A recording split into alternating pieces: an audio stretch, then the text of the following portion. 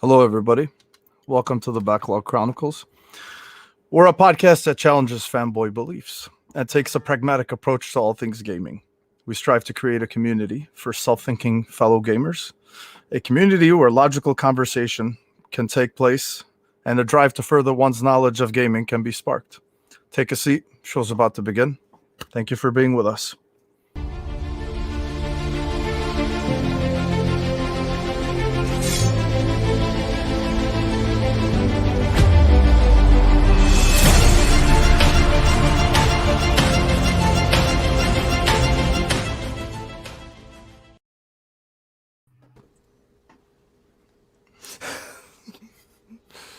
I'm getting the hang of this shit, baby. Hell yeah, that was smooth. Good man. work, That was good work. Oh, I'm a smooth operator. Yo! What is up, my people? What is up, fam? What is up, everybody? Thank you for being with us. This is TBC 49. Thank you for joining us on this mundane ass Sunday where it's raining and everybody's energy level is fucking as low as a... I don't even feel like coming up with a joke right now, but yeah, man, it's pretty bad. It's pretty bad. Yeah, it is. Thank you guys for being with us. We have a good show today. I was actually scared because this is like the lull period between, where nothing happens and E3 happens. So I was like, oh shit, are we gonna have this situation where we're gonna have to come up with shit to talk about? But really, we don't really ever have that problem, but still, I mean, there's always ample stuff to talk about. But now, man, the week came through. We have a lot of we have a lot of topics to get through. But anyway, thank you guys for joining us at this Sunday. Phasma Dash Sarko, I think you're in here. Everybody else, I appreciate you guys being here. My name is Mo, Dr. Mo Kalama. I'm here with my sons, my fucking sons, Mike, Kevin, and Jordan. And we got another fantastic guest this week, Brother Hector. How you doing, sir? What's going on, everybody? What's going on? It's the King of Kingdom Hearts and the Final Fantasy fanatics. Yes, that's awesome, Hector. Yes, Nice. yes. Yo, I know you into that, Kevin. I know you're into that Final Fantasy. Yes. Kevin is Thank not you for the really invite, Hector, man. but Yes, he is. Thank you for the invite, guys. Seriously, Absolutely, it's gonna be a lot man. of fun. I'm looking forward to the show. Yes, sir. It's our pleasure, man. Edgar, Shizno, everybody else, thanks for being with us, guys. So, first, Hector, let me start with you, man. Introduce yourself. What do you do? What's your favorite console? I already know what your favorite console is, but tell everybody about your show and everything else. Yeah, man. So first, Hector Maris II. Some may know me in the community as Macho. I am the second. Yes, it's on my birth certificate. No junior, no none of that crap.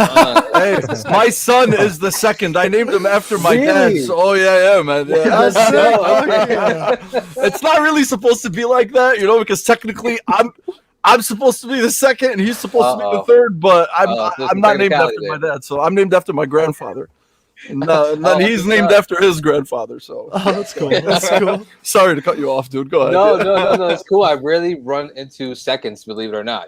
So it's cool to kind of run to the same Roman numeral family here. We're all one big family, But no, again, I'm an assistant editor for lordsofgaming.net. It's a branch of the Iron Lords podcast. I've been working there for, at least, freelancing there for around 2 years. And I'm just a big time gamer, man. I've been a hardcore gamer since I was SNES, PS1. Really, it's really I can go back to. And then my love of gaming really started off with on PS2, which is ultimately my favorite console. It was all channeled to Kingdom Hearts, my childhood dream game of blending Disney characters, Disney movies into gaming and Final Fantasy stuff. And yeah, that kind of just bled into what you see now with I'm a co-host for the DualShock and Sense podcast. It's a PlayStation podcast where we just talk about gaming in general, and we host that. We're still trying to figure out the scheduling because things are shifting around in personal life, so we're trying to maybe go for like a Saturday morning slot. But as of right now, yeah, we're just kind of cruising along. It's been a crazy day, crazy week. I got my drink on, and I'm ready to talk some games. Oh yeah, that's awesome, man. Nice. That's great. That's great, dude. We're glad to have you. Look, hey, the scheduling thing, trust me, it happens. You know, I mean, even Mike and I, for the longest time we weren't able, like we would always flip flop, Thursday, Friday, Saturday. Then Kevin came on and we're like, oh shit, now we're three, so now we really have to lock down a day. And then Jordan came on and we're like, okay, one day has to be it. Yeah. We can't flip flop, right? Because it happens, man. I hope you guys get that shit situated because I know how you feel. We all know how you feel. Trust me. Yeah. We found between Thursday, Fridays, just because of situations and family stuff. We're still trying to figure things out. Oh yeah. One of our guys is moving from one area to he's moving from Puerto Rico to the United States. So we're still trying to figure all that out. But right now we're situating on maybe Saturday just because of the new job I got, so we're still trying to figure things out as I go along. But it's been fun, man. It's been fun. Mm-hmm. I give the Backlog Chronicles a lot of rep for hitting near the 50s now, right? You said we're on 49. We're 49, so this is 3 more, and we hit 1 year, man. Yeah. There you go. There you go. So, man, credit to you guys, and I love the vibe and energy you guys have. So appreciate you, brother. Hell yeah. Appreciate it, homie. I really appreciate you being here. Making content reminds me of cooking something that you've never cooked before and it doesn't have a recipe for, but everybody's just doing it what they think is best or whatever, and including times and schedules and all that shit. So yeah, Hector, I love that. That sounds like Puerto Rican cooking to me, so that must be why I'm used to it. I love it, dude. Yeah, so let me go around the rest of the round table. I'll start with my fucking son Jordan. What's up, baby? How you doing? I'm doing good, Mo. You doing all right, man? I'm doing really fucking good, dude. Clark Kent, baby. That's what I'm saying, man. You got to do everything, man. I'm telling you. Oh, yeah, absolutely. Yeah, man. I have deep dived into my PlayStation library now. I am a couple hours into both God of War and Last of Us, and it's freaking awesome. Hector, I don't know if you know, but I'm just now playing on PlayStation. This is my first PlayStation console, so I'm jealous. I am jealous. First time experience with all those games is something I wish it could happen. Yeah, I am. So I have a very extensive backlog to work through right now. So I am satiated for weeks to come at the very least. But yeah, happy to be here, guys. It's Sunday. We're gonna have some good talks. And, yes, sir. Yeah. Yes, sir. All right. Next is my other fucking son, Kevin. What's up, my man? What's going on, baby? I'm excited to be here, man. As always, this is the highlight of my weekend. I think we're gonna have a lot to talk about today. I've been basically just eviscerating Mo in virtual dodgeball. You're such an asshole, bro. I had to get in there before Mo makes up lies. But yeah, no, we got a lot to talk about. Mo's like, hey, we got pretty a light week, and then I got a fucking 6-page document of shit to talk about today. So yeah, light week, my ass. No, I'm excited, guys. Happy to be here as always, and always nice to have an awesome guest again. Oh yeah. And lastly, to introduce my last son, my man, Mike. Chewing Mike, what's up, baby? What's up, Mo? Nothing much here. This week's been a little kind of how you started out the pod, just a little drab, a little slow. But the moment I got on with you guys, I was like, oh shit, I'm in the element now. So, hair went spiky, metaphorically. So I'm powering up here. But yeah, feeling good, man. And I feel like this episode is a little bit more geared towards games, which I'm I fucking love, you know what I'm saying? Once we start saying words upscale to 4K, that's when I start to ask questions, and I'm like, what the fuck? What are we talking about?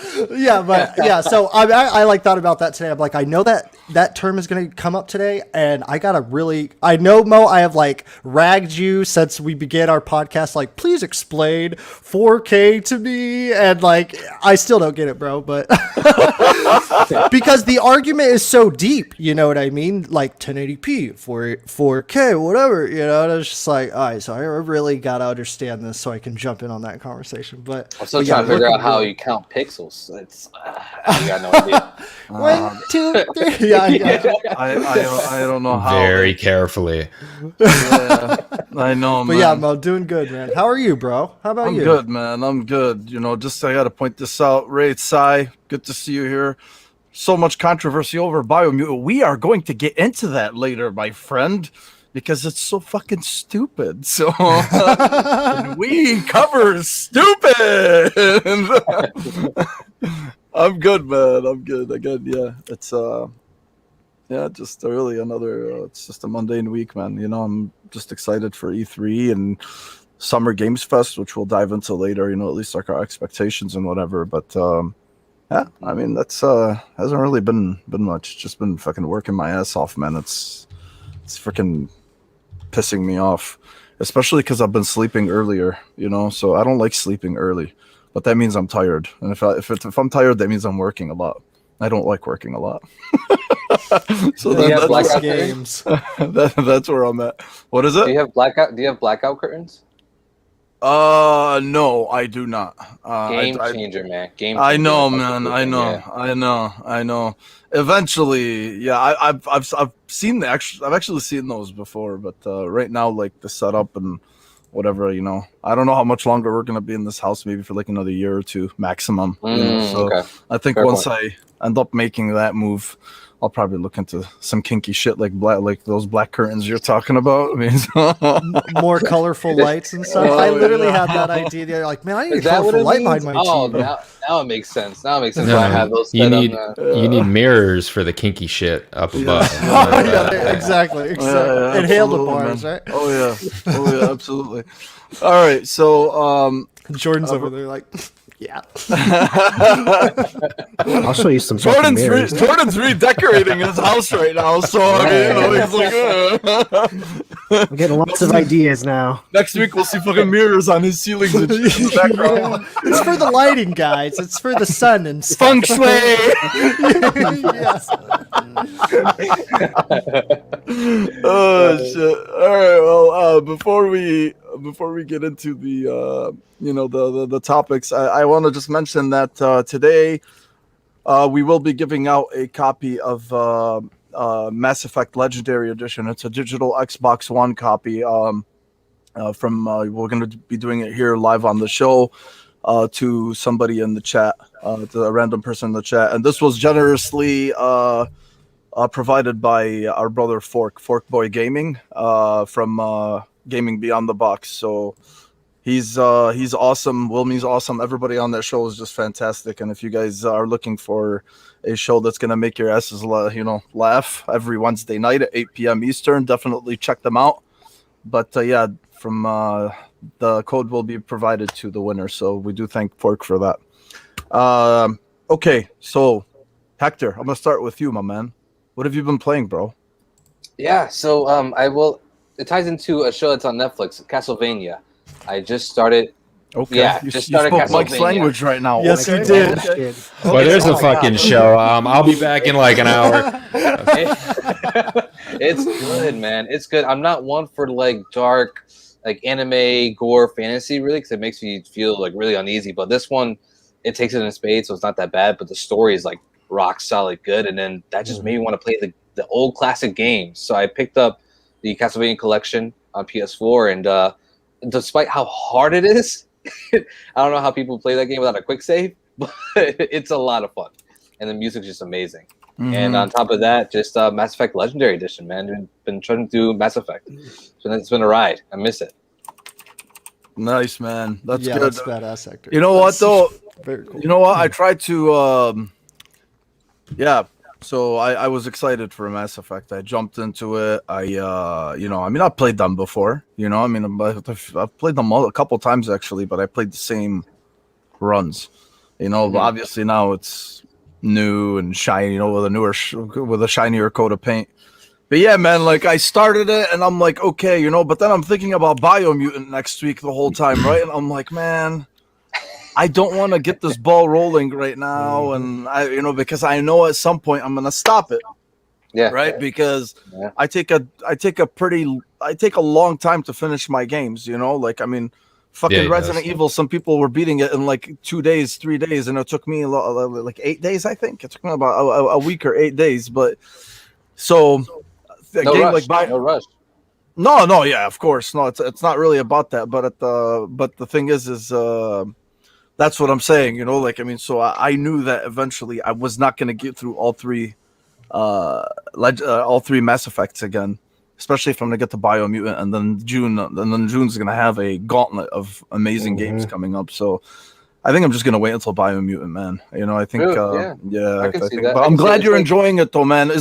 Have you played Mass Effect before?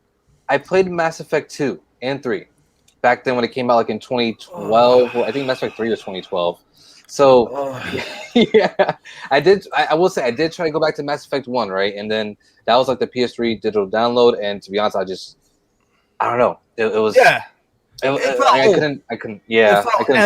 And that's why this was important. We've talked about this on the show before. I think we mentioned it last week too with Joe when he was on. That's why it was important to make sure that at least the first one was updated, you know, like to feel at least more modern, because first impressions are everything, you know. I mean, and if you get off on the wrong track with the first one, a lot of people are gonna be like, fuck this, you know, I'm not gonna bother. So I'm glad you're enjoying it, dude. I personally think 1 is the best from a narrative perspective. Really? You know, yeah. I'm a Mass Effect 1er. Yeah, definitely. Not to take away anything from the other ones, they're incredible, you know, but like, I mean, just from a narrative perspective, I just think 1 is just amazing. So but the thing is, I totally see your point on that, just because I mean, I'm playing with the history of knowing Mass Effect 2 and 3, right? So like I have like a pretty good idea of like what these characters are and like where they're placed in and kind of like how this universe operates. And then so when I come to Mass Effect 1, I'm kind of just being reintroduced to that. I'm just like, oh my god, a lot of this seems familiar, but I have to keep in mind that this is where they jumped off of. They saw the ledge, and this is where they actually took the leap. So the fact that they're introducing so many of like these different rules of the universe and the characters, introducing them, it's actually incredible what they've done of jam-packing with story content information without it being overwhelming. It's weird. I don't know. Look, man, there's something about those games. You know, Kevin tweeted out a few days ago. He's like, they don't make the games like this anymore, you know? They don't, man. Yeah, some people who are going to watch, some people who play new games, you know, if you've never played the Mass Effect games, you probably be like, oh, look at this fucking boomer, you know? But like, I mean, but if you actually play the games and you actually see I mean, they are what they are, and they are as lauded as they are for a reason, you know? I mean, so I'm just happy that more people now can at least like appreciate the greatness that is Mass Effect, and hopefully that'll take them to something that'll make us forget Andromeda ever existed, you know. So no, it's I think that's a great point you make, just because I had those same feelings with Castlevania, the 1987 version. You know, that it is what it is, and it's great for what it is because of that. You know, it's the same thing with Mass Effect. I'm kind of experiencing a little bit like a nostalgia, but also appreciation for the classics, and I think Mass Effect is definitely one of them. It's definitely showing its 2007 age with the way it is, but that's why it's so beloved, and that's why I love it. You know, I'm enjoying my experience immensely. Good, man. That's awesome. They'll like to hear that. Yeah, you definitely got to approach those older type of games in like a different mindset, and especially if you're like critiquing or judging in any fashion, or like there's that little bit of controller like obstacle that you got to get through, the jankiness, or like being solid and tanky or whatever, you know. So you got to kind of like, all right, if I can get through this, I feel like that's how I feel about Metal Gear, at least. But anyway, there's some roughness in that first Mass Effect, but it plays really decently. I mean, considering, and that was the epitome of gameplay back then, man. That was like hot shit, man. I'm like, yes, look at how this controls. But we've gotten pampered. But it's still totally playable, and the story's so good, like Mo said, that it washes out any gameplay, you know, quirks that you might have. You're really in it to see how this all pans out, and that's important to me. I mean, it's just like I don't know. There's something about it. It's so cool to see so many people enjoying it, especially for the first time. I saw something right here. Who was it? Oh, Ray Sai. He said, can we go around the room, and if you played Mass Effect 2 ended up being your romance option? I would, but spoilers just for anyone who hasn't played it, and considering we're giving out the code today to somebody who probably has not played the game, I think that's a conversation we can have in a spoiler cast or something that's at least, you know, 11, 12 years due for these games. But I'd be more than happy to do it, man, for Backlog. Sure. Oh, yeah. And then Ains, my brother, thanks for popping in, man. Appreciate you as always. You enjoy your night. What's up, Ace? Next, I'm gonna go to my fucking son, Clark Kent himself. Very tan Clark Kent. Oh yeah, Very. Right. Oh yeah, Vacationing baby. Oh, Clark yeah. Kent. Vacationing No. Clark Kent. That's What what is- he's been. Okay. What have you been playing, brother? No, yeah, like I mentioned earlier, I'm finally playing some PlayStation games. So I'm several hours into God of War, and I know you are so happy to hear that I'm finally playing this game, Mo, and I'm enjoying the hell out of it. I've played the earlier games many years ago on my buddy's PlayStations, but this plays so differently, and it's more my speed. You know, the combat is very deliberate. You have all these little elemental effects now, and you have this really deep kind of like a parry system, and the skill trees as far as using shield moves to do more stun damage, and it's so freaking cool. And aside from all the combat stuff, like I am floored by the art direction of that game. They're just so friggin' beautiful. And the interactions between Kratos and Atreus are just so friggin' awesome. It's so grounded, it's so real, like just watching the dynamics between these two characters. And that kind of bleeds into the fact that I'm also playing Last of Us and kind of appreciating, you know, the strength of writing that Sony always has with their major Good words, games. yes. And Joel and Ellie, their dynamic is getting so interesting. And I'm at the point now where I just finished the university, and Oh, you already. Wow! Yeah. So Damn, I'm in dude, win- you're making I'm in good winter. progress. So I'm in you went winter in, now. so you went in the bottom and the spores and Yes. the whole Yes. crazy claustrophobic Yes. area. You Yes. did that already? And I think it's safe to like kind of talk about some story beats now because it's Last of Us 1. But Yeah. after the scene when Ellie ran away to the ranch, and you go to talk to her, and you know they start to kind of open up to each other a bit more, and that shit hit me hard because she goes on to say, you know, I lost so many people too, and everyone that I care about except for you. And I'm like, oh fuck, Joel. Oh shit. Joel. Yeah. And then Joel's like, you're not my daughter. I'm like, oh fuck, Joel. And then, good. it's talking about my heart. I've already cried 3 times, and I'm hoping I can cry at least 2 more. Hell Oh man, it's coming. yeah. It's coming. Trust, it's coming, It's so man. good. Oh god, Hector. It takes you places. It takes you places. Yeah. And aside from that, I'll let Kevin talk a bit, but we kicked Mo's ass in Knockout City last night. You know what, bro? I don't fucking appreciate that garbage. Cheating You motherfuckers. watch your fucking mouth. Just saying. Cheating assholes. You think I don't see right past you and that schmuck above you right there? Yeah, you sip that. You sip Tell us how that. it is, Yeah, I Kevin. hope I hope it's Yeah. poison. I mean, yeah, we did get Mo pretty riled up. It was pretty impressive. Let's just say Mo is well behaved on this podcast, but when he plays dodgeball, man, Ooh, my claws are longer than Lady Dimitrescu, man. that was good shit, dude. For a second there, I'm like, is he really angry? Is he even gonna let me on the show? Oh my god. But no. We've been. I think we've all been playing. I really haven't been playing anything but Mass Effect and Call of Duty a little bit. But we've been playing Knockout City. That's what it is. Like it's a dumb name. I don't like the fucking name, but I do like the game. And it came out for on Game Pass Ultimate, right, with EA Play. And Mo made me download it, and I thought this looks like Rocket Arena with dodgeballs, but it feels and plays really well, and it's unique. The controls are pretty easy, at least to get a basic grasp of it. There are more advanced moves to do, and you can definitely become. I'm sure you can become pretty good at this game. But check it out, man. Check it out if you guys haven't yet. Knockout City, and if you have Game Pass Ultimate, it's on there, and I think. Is it on sale on the PlayStation Store? I forget if it's on PS Plus or something. It just launched, and we've been having a great time with it. If you want to piss off your friends, this is the way to do it. Knock them off some buildings, hit them with some balls. It's impressive. It's a good time. Yeah, man. Oh yeah. It is. Seems like it might be that next big streaming game. You know, it was Fall Guys, and then what was the other one after that? Among Us. Yeah. Among Us. This has Yeah, more. This has more content. I think, right off the bat than those did. And the gameplay mechanics are more advanced than, well, I mean, fuck, Fallout guys, there's nothing to it. But Among Us, I think, got popular because of that team, you know, that special team orientation and you know, figuring out who's suspect and all that. Yeah.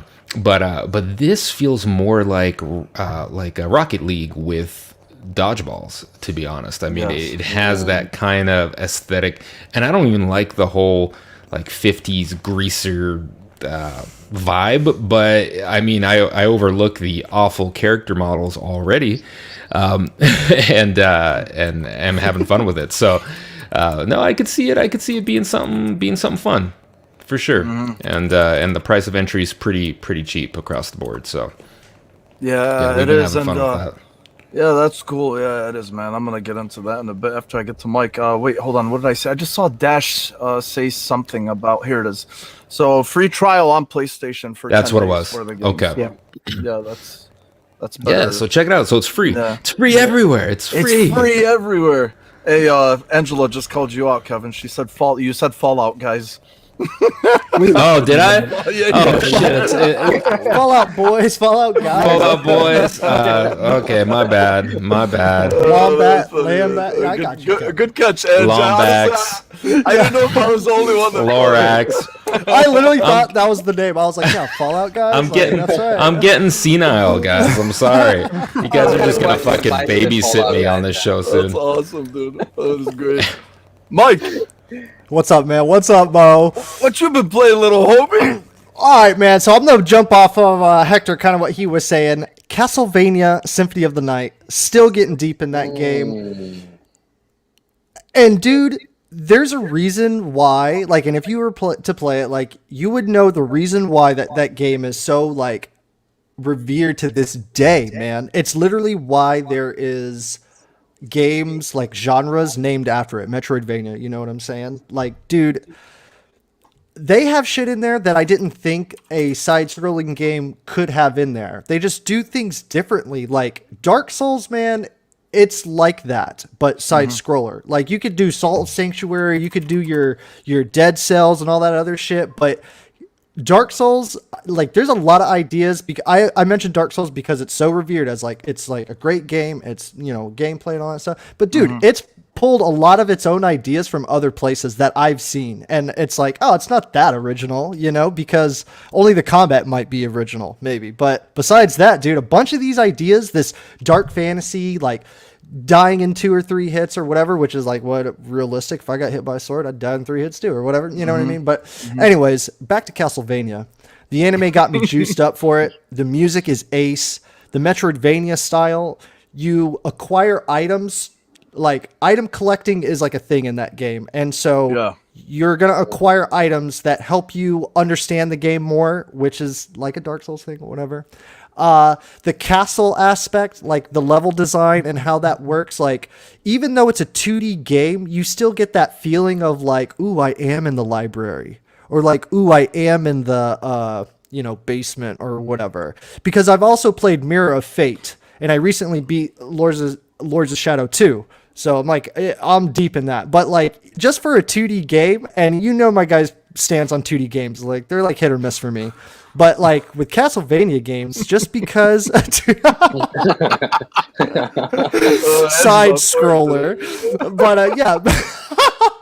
You're getting me That's excited lovely. to play it, man. You're getting me excited to play it. Yeah, dude, like, it did stuff back in the day that games wanted to recreate. And I feel like games like Super Metroid, like, did do a good job, but it's like, to me, if I'm looking for that aspect, like, I'll probably only play Castlevania games for that 2D aspect of, like, because it's dark fantasy. I'm a real big fan of dark fantasy as well. Speaking of dark fantasy, rest in peace, Kentaro, the artist for Berserk. Another inspiration of Dark Souls and Castlevania and all this kind of shit. Like, I just kind of feel sad that a lot of people are just now, like, because the artist died, like, I want to check his stuff out. Everybody's like, you know, oh no. And it's just, yeah, I get it. But it's like, dude, like, the first time I watched Berserk as like a 20-year-old dude, I would always pass that on to my friends, like, watch Berserk. But anyways, and so all that dark fantasy stuff has kind of been like going on. And so yeah, and a little bit of Warzone. So, anyways, yeah. Always you, Mo? Always Warzone. I don't know what the fuck it is about that game, Mo. Your comfort food, Mike. But dude, it's just like it makes me feel good. Like the high. Like there's nothing wrong with that. Yeah, like whatever it does to you mentally, where you're like, I'm kind of alone and scared, and everybody's trying to kill me. Like, I don't know. I like that feeling. Yeah, it makes me feel good. And then you got your buddies too, and they're like, "No, this is all good." Breaking glass and shit, and you're just like, "All right." So, I have noticed that within my group of Warzone players, that because we're so like driven and we're so like alpha, like I'm the squad leader. No, like you're the squad leader. Like we're so deep into it that we've began to argue. And I'm like, okay, this is not good, not only for our relationship, but this is not good, like, to have fun with the game. You know what I'm saying? And so, yeah. And so I'm like, okay, like, I gotta figure out how to be, like, okay with dumb decisions being made. And I gotta be okay with them telling me, like, no, that's a dumb decision, Yarnell, you know, or whatever. But because usually we flow rather well. We get wins. We're not completely shitty, you know what I'm saying? But like now all of us have played long enough together to where we're all on the same level. And so now it's like, when I move, you move. And then the other dude's thinking like, no, when I move, you move. And so you get that miscommunication there. Anyway, it's good stuff. What about you, Mo? What you been playing? How many wins are you getting a week? A week? One at average. I got about 50 right now. I'm not straight up. I used to get 3 wins a fucking night, bro. I've tried your way, played it in Mo. a year. I've tried your way, Mo, with the recons, and it just doesn't happen for me. Like, I just don't know how to do that. Remember, I haven't played since like the end of last May, right? So I don't know how it is now, but at that time, oh shit, man. We were crushing it, bro. I told myself too. I was having a great time, man. But I stopped playing games, man. I stopped playing anything else because I was obsessed with it. So yeah, I just completely stopped. I had to cut it cold turkey, unfortunately. Oh my God, is that your son?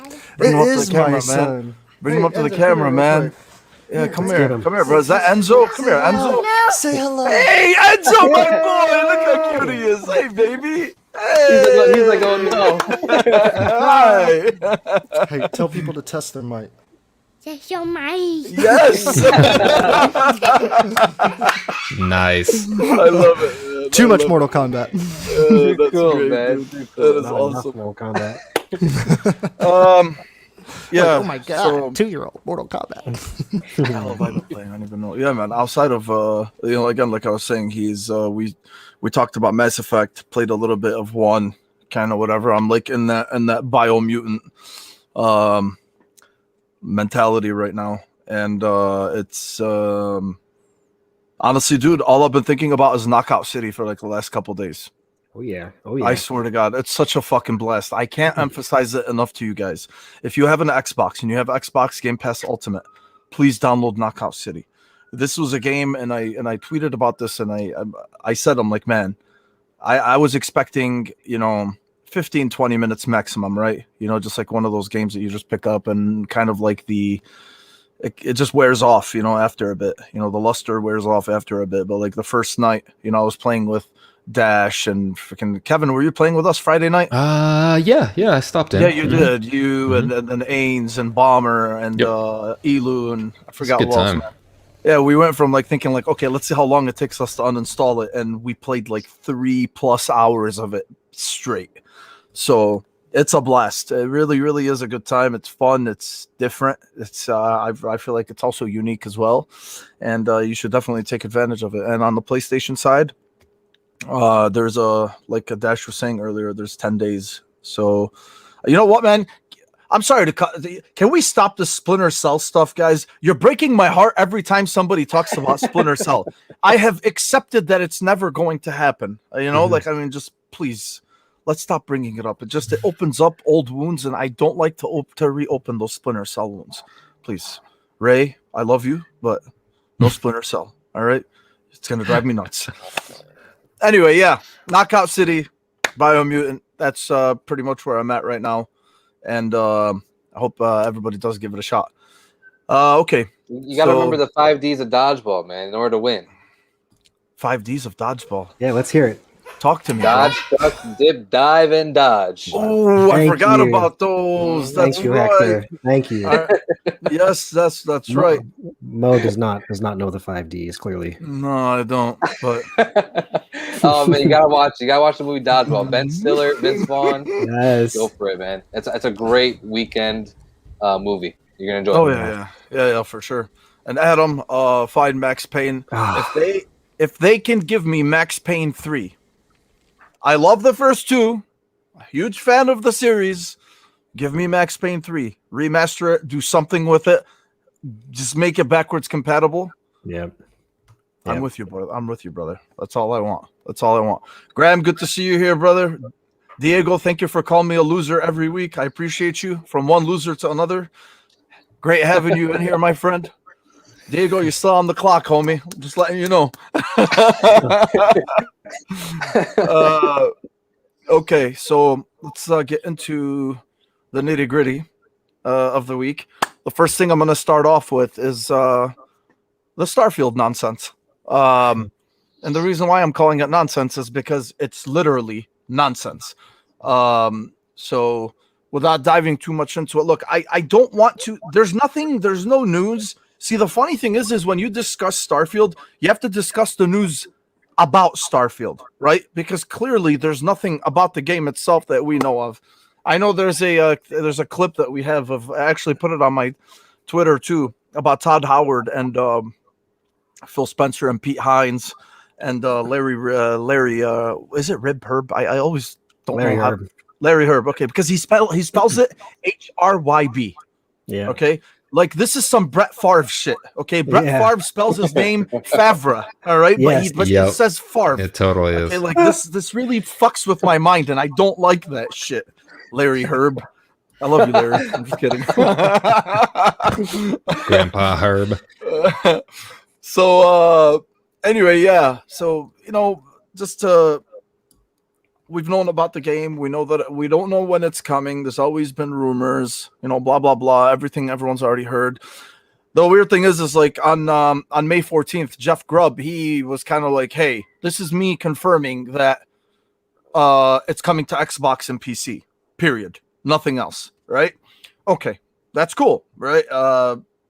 He seemed like he was pretty adamant about that.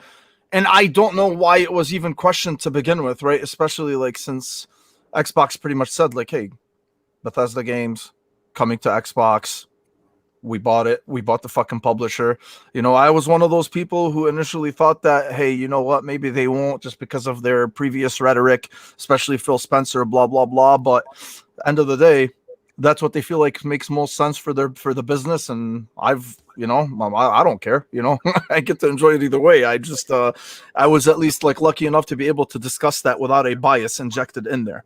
So, anyway, so Jeff Grubb brings this up, and then all of a sudden everybody's like, hey, they're going to discuss it at E3. It's probably going to be released in 2021, fall 2021 or whatever, which was kind of weird considering that your biggest egg this year, your golden egg this year is Halo. Mm-hmm. So you're not going to release Starfield around the same time as Halo Infinite, especially after making us wait 1 year, one extra year for Halo Infinite, so anyway, yeah, so that ends up happening. And then Schreier gets into it, Lord Schreier, he gets into it. And, and then all of a sudden he's like, hey, whatever you're hearing is this is all paraphrasing, obviously. Whatever you're hearing is all a bunch of bullshit. What's going to happen is the release date is going to get teased, apparently, at E3, right? But he's saying it's not going to be early 2022. It's going to be late 2022, right? So, me personally, I don't care, right? Like, I mean, because Howard himself has said from before, hey, look, especially after Fallout 76 and the way that it was received, we pretty much know, he knows they're in a position where they know that this game needs to deliver. Right, and whether it comes out now or later or whatever, whenever it comes out is fine. Mike, here's that clip. I'm echoing. You don't hear it? No, There we I go. don't. Yeah, it was echoing in the video. I'm not sure why it was doing that. Was I the only one hearing it, guys, or did you? No. It was echoing. Yeah, Okay, I heard was, about okay. that. Yeah, okay, I was sorry, trying to man. share that audio, but I I, know, think it's man, I know. reverbing through. I know, I Right, don't because know. it is funny what they're saying about it. Yeah. So anyway, yeah, I know it's gonna be. They know that they're in a position where the game has to be good or whatever, but it's just whenever you see a video that says everything you need to know about Starfield, there is nothing to fucking know about Starfield, right? Like there's just nothing at this point. So I think I don't want this game to get to that point where it's like Cyberpunk, and everybody knows how much I love Cyberpunk, but still pre-release hype, blah blah blah. Like mile high expectations, and then something ends up happening, or you're just like, oh well, you promised this and that, even though we don't know anything about it. To stop talking about this on my end, at least, Hector, what do you think about this whole Starfield situation? Like, I mean, do you think there's even anything to discuss at this point, or should we just let it happen? What do you think? It's so baffling. Just for the fact that again, we haven't really seen a lot of Starfield. I mean, people have their expectation of what it could be, right, or what it is deemed to be, which is a first-person RPG in space. And to be honest, it's like it just seems like a lot of the fans or the people that are just kind of crowding around news that want it so bad are just hitting the gas pedal and leaving a brick on it. When it should just be stopping and realize that it's going to take a lot more time for it to actually be built and for it to be the game they want it to be.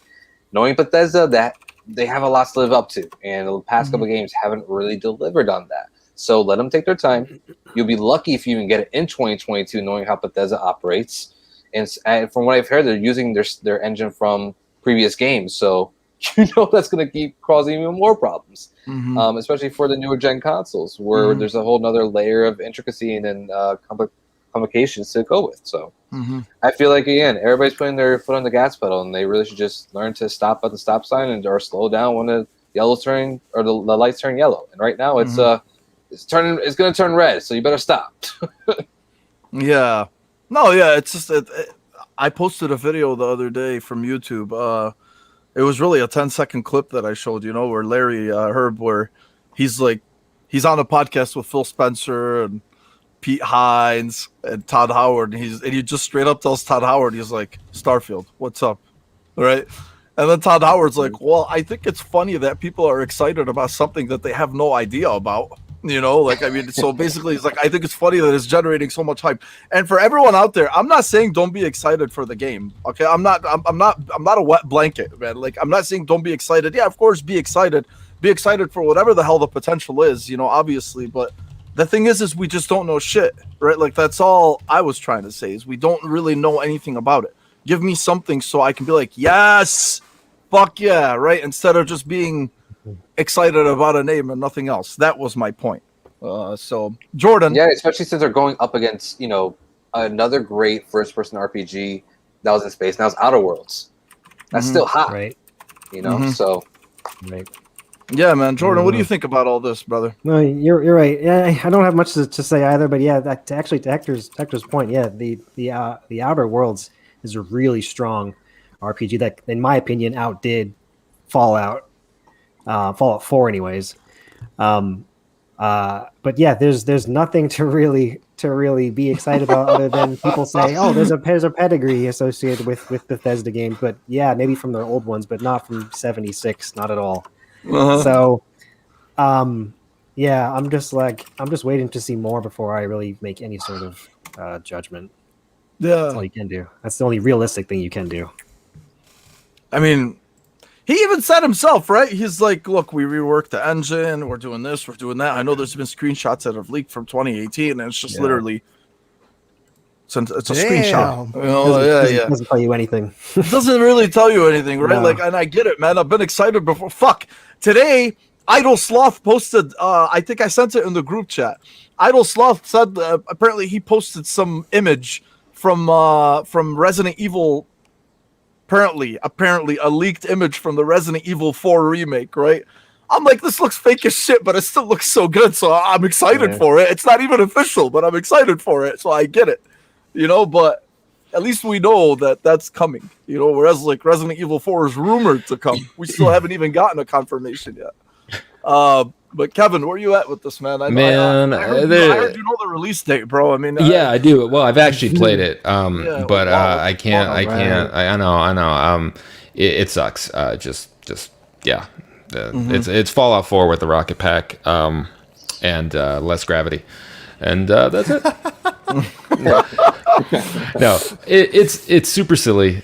I'm done talking about it because there's nothing to talk about. So maybe in a year, minimum, I think we're gonna start seeing actual, credible shit maybe coming out. But yeah, I don't want to hype shit like you said, man. Look at what happened to Cyberpunk. I don't want that to happen again. Let's just shadow drop shit from now on. Stick your head in the sand, people. Starfield, it will come when it comes, and that's it. It's not just that, man. Like, we have so much coming, right? Yeah, And I don't know why people are this excited over something they know nothing about. I have no idea. There's so much coming. I mean, if we're just gonna talk about the near future, we already said the Ascent, and we have Halo Infinite, and God knows what else has not been announced yet, and Psychonauts 2. Like, let's get excited for shit that we know is coming, Yep, man. that's Like, actually we're coming. right on the precipice, baby. Let's do it. Oh yeah. Mike, what's up, man? I heard you're a huge fan of Starfield, bro. Dude, I have spoken to Todd Howard himself about it. Oh, I my can't say how the fucking son. conversation That's how went. Yeah, I know. That's how big you've gotten, huh? Holy shit, Yeah, man. bro. Yeah, this is one of those things where it's like Bethesda, Starfield. The only Bethesda game, bro, I've ever played was Skyrim, and it was just like 3 hours of it. And I get it, it's so fucking amazing. Right, Yeah. it is, And so is this like their thing, but in outer space? That's what they're trying to replicate, right? Like something that is as big and as good as Skyrim, but it's just a different genre. You know what I'm saying? That's what my guess would be. I don't know, dude. The Fallout games interest me. Fallout 76 really interests me. But like I said, man, the only Bethesda games I've played, okay, Elder fucking Scrolls, I guess. But yeah, dude. Like, to me, I saw the hype and I'm like, Starfield, whoa, there's a game that I'm missing out on, or like the information I don't have. And then it's like, well, bud, there is no information, so go fuck yourself. Like, okay, cool. Like, and that's basically what I did. And then these clips coming out, I was just like, oh my god. Those dudes, like, their laughs and their faces that you see in that clip is like, they're like, yeah, like, well, I don't want to be disrespectful or anything, but they're just like, you could just tell they're laughing on their high chairs, like, yeah, Starfield's crazy, right? Yeah, to like those guys, and it's just like a weird thing. I want to say and try to like dive a little deeper into the mindset on why the hype came, or like why the conversation got so big about it. And I can only probably say that it's because it's Bethesda, right? Or is it because of Todd Howard?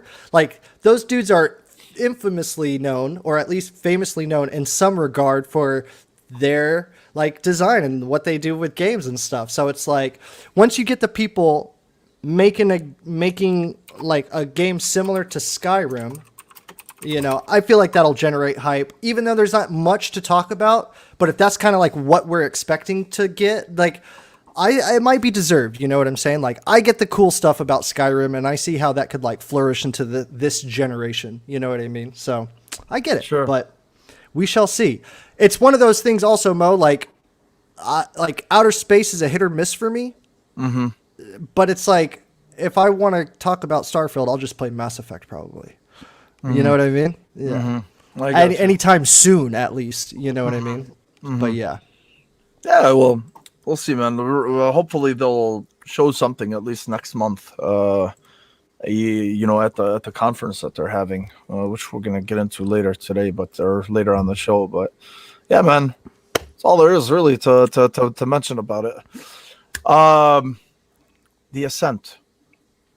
I think have you guys watched the previews for the Ascent? Yes. Anybody? Okay. Yes, So sir. I'm really fucking pumped for this game. I pre-ordered it already. I think it's amazing. I know it's on Game Pass, but this is like one of those games that I have to have.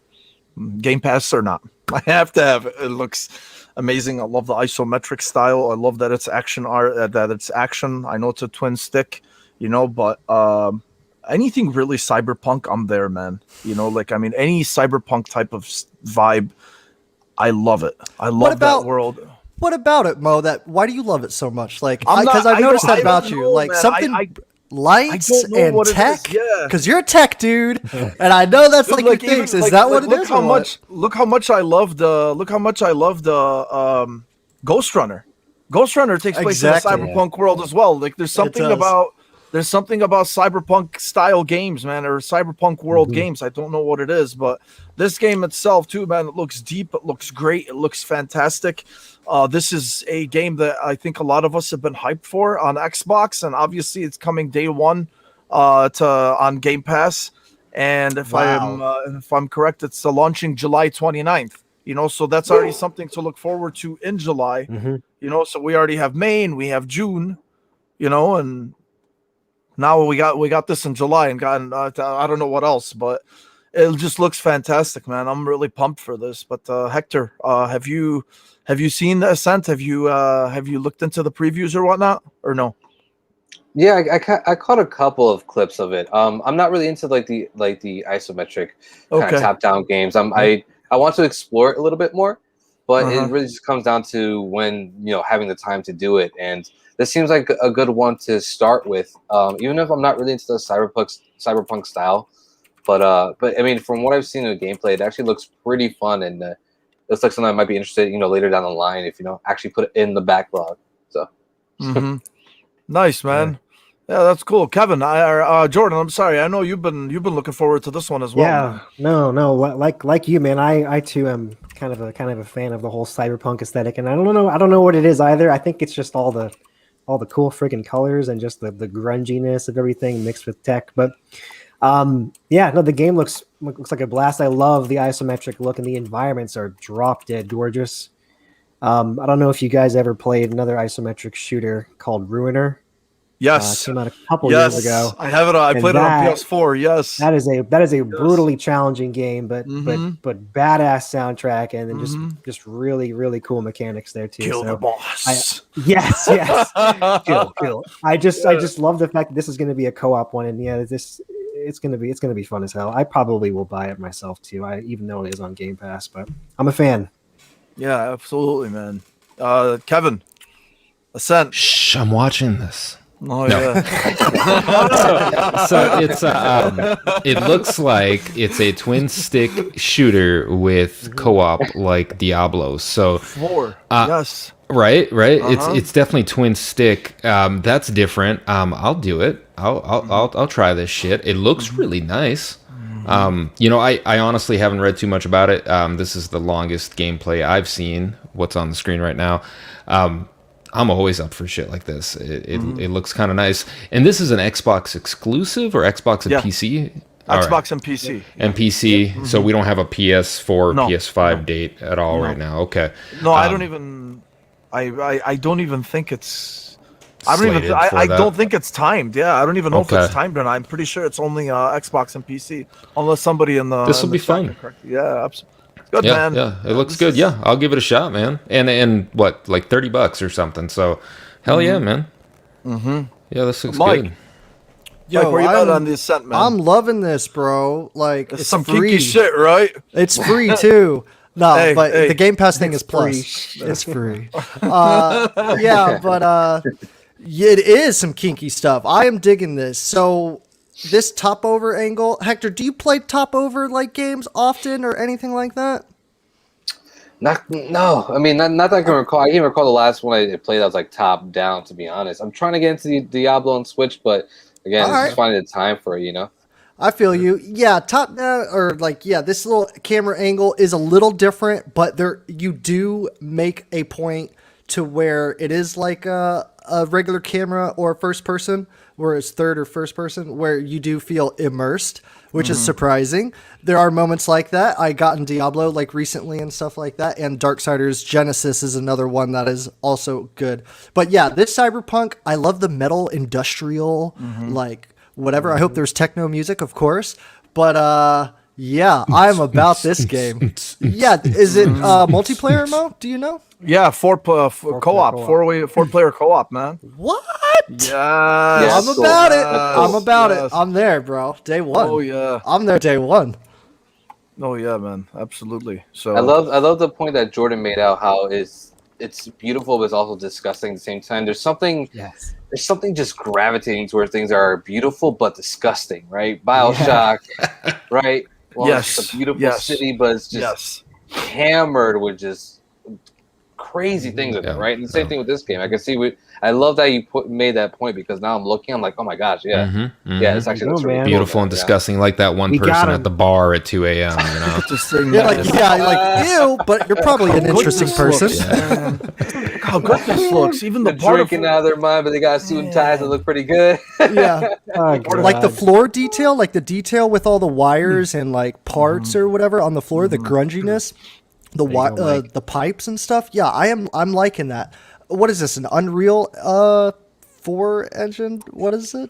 I don't know, man, but it could be Unreal Sexy Engine. It looks pretty fucking nice. I'll tell you that much, man. Exactly. Look at this thing. Even the particle effects too look fantastic. They always show that off too. You know, when they tweet about it, when the developer tweets about the game, they'll always show like this massive explosion with the particle effects. They're very proud of the. It is Unreal 4, by the way. Yeah. Okay, cool. Yeah, it looks good. It looks really good, man. I kind of love how it's like in this gameplay video, it's just it's playing tag, like trying to. Yeah, I know. Like so, right. So whenever I played, I just want to hit on the twin stick style. So like on console, it's like one way, but on PC, he's obviously like pointing and shooting or whatever. But like on console, I didn't think I was gonna like the twin sticks. Darksiders Genesis, you have Strife character, he has guns in that game or whatever, and I didn't think I was gonna like it because I don't know, I just didn't have that imagination on how it could work, but it worked out really well. So like, for instance. This game right here, if they do it like Genesis at least, it's like you're walking around with the left stick, aiming with the right stick, and then shooting with the right trigger, which is just as good as any other like point, aim, shoot type of mechanic. And like, it's just amazing that what they can do. Like, look at that fucking street, man. Like, that is cool to me, man. That is cool to me. And I feel like I would take a lot of different games like this if they were like main IPs, if they were like a spin-off game, you know, but if it was done with as much care as they would do it like for a mainstream game or whatever. But yeah, I dig this and I hope to see more like this. Like, look at that, dude. You're like walking in the future right there. Wow, You know, you're a drone, actually bro. really do have to check that out. I mean, that looks awesome. It looks fucking dope, man. It really does. It The Wild Boy actually answered that. Appreciate you, man. He said Google says platforms Xbox One, Series X, and Series S, and Windows and Android. So okay. No soup for you if you're on PlayStation, unfortunately. But you can play it on your phone, and everybody has a phone. Everyone has a phone. Right? Yeah. Yes! Everybody's got that console. Anyway, yeah. So that's good. Good. All right. Absolutely no one's fucking surprise, Grand Theft Auto 5 was announced that it will launch November 11th on PS5 and Xbox Series X. Jordan, it's this way, bro. It's this way. And yeah, I'm with you, Jordan. I'm with you, man. what about what? Stupid. Just head nods to the left and right instead of to the up and down. Oh yeah, bro. I know. Shaking my damn head. Yeah. So you know the funny thing is I saw something the other day about the PlayStation 2 had 3 Grand Theft Auto games, and this Grand Theft Auto game is gonna have 3 generations. Three PlayStations. Yep. 3, 4, and 5, right? So, and then obviously Xbox 360, Xbox One, and now you got the Xbox Series. So I think it's amazing, man. This title is really transcending time. I personally don't care. You know, I'm over Grand Theft Auto. I'm over Grand Theft Auto 5. I know it's a wonderful game. I'm not taking anything away from it, but there's just been so much shit since then that really vies for my time and obviously everyone else's. So I just have no interest. You know, I mean, they Skyrim'd it.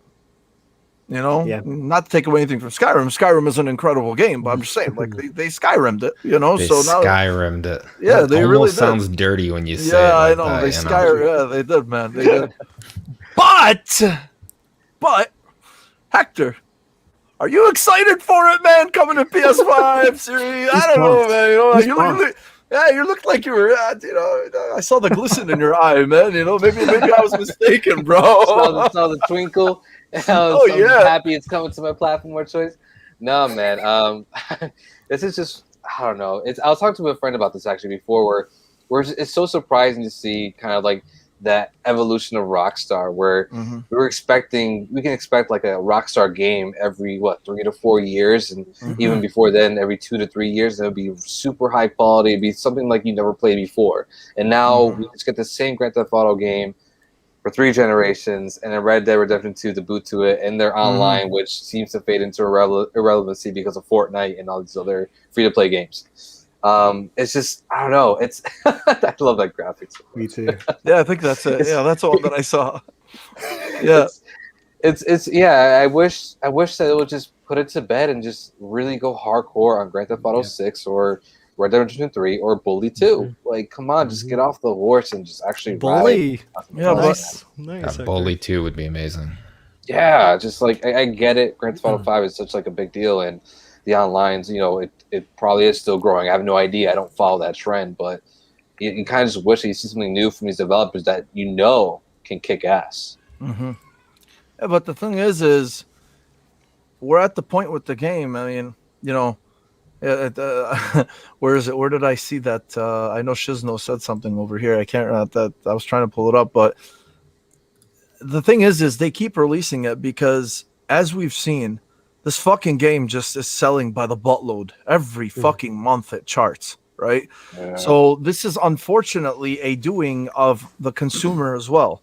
You can't take anything away from the game. It's obviously brilliant to sell 60, 70 million fucking copies since its release, but people still keep buying it. You got Rockstar, and obviously, as you guys know, you got these businesses. These businesses are always going to be like, fucking, we keep saying this, but money always comes first. So they're working on something. We don't know what it is. They're not going to rest on their laurels, because it's Rockstar. Historically, they don't, but they do have a pretty fucking slow release cycle. If we're all used to it, but until the day people stop buying this game, it's going to keep happening, right? It's going to get iterations, right? So unfortunately, that's where we are. At the Grand Theft Auto 6, I don't think it's going to come out this generation, or maybe 3, 4, 5 years, honestly, but they'll do the same thing, Mo. Well, they'll release it at mid or end generation, and then they'll just revamp it for the next generation. Yes, Here's 6 yes, for the new shit. Yes, exactly. Then it'll be at the PlayStation 6 reveal. Exactly. Coming to PS6 and coming to the next Xbox and coming to whatever. Yeah, they'll probably do it, man, towards the end of the cycle, to be honest with you. I think it's funny. Jordan, Kevin, if you guys want to chime in on, are you guys excited at all about this? I almost fell asleep. Just damn you, Rockstar. Damn you. You. Yeah, I bought it on the PS3. I bought it on the Xbox. I think I bought it on the Xbox. Who doesn't own GTA 5 at this point? I mean, I played the story. It was fantastic, but it's crazy to me. Every month it charts. I'm like, who has not played this game yet? Who's still buying it? I don't understand. So the first, you guys remember that they made the first person view a big deal, right? For the PS4 and the Xbox One from the. So what are they going to do now? It's just going to be nicer. I mean, the mechanics are still old as fuck. You don't fix that, that's just part of the game. It's putting lipstick on a pig at this point. Oh, great. Well, shit, man, give me a email address and I'll fucking buy you a copy, Carpenter. Jesus, man. We got one that doesn't own a GTA 5 out there. What? Come on. How? I have 5 copies, but you're more than welcome to have one of them. Hey, he's new into the gaming realm, okay? You got to cut him just a touch slack. All right. But yeah, no, just same old shit. They're gonna milk it. That poor cow is just them titties deflated and just all skinny. It's sad. Same pump with chemicals there with the milk, with the grass and all that stuff. Yeah, you guys see the meme with the farmer with the 50 buckets, milking the GTA cow. And really, too, by that point, I mean, again, it's gonna be nice, you know. Obviously, it's gonna look nice. It's gonna be optimized for the new consoles and whatever. But dude, like, there's so many open world games, right? And then even like for somebody like me who wants to play The Witcher 3 because I never played it, and by that point, it'll probably have that Series X enhancement. So. Dust. I'm gonna play The Witcher 3 over Grand Theft Auto. Like, I don't give a fuck how pretty Grand Theft Auto is gonna look. So, you know, like there's the a right lot call. of competition. Yeah.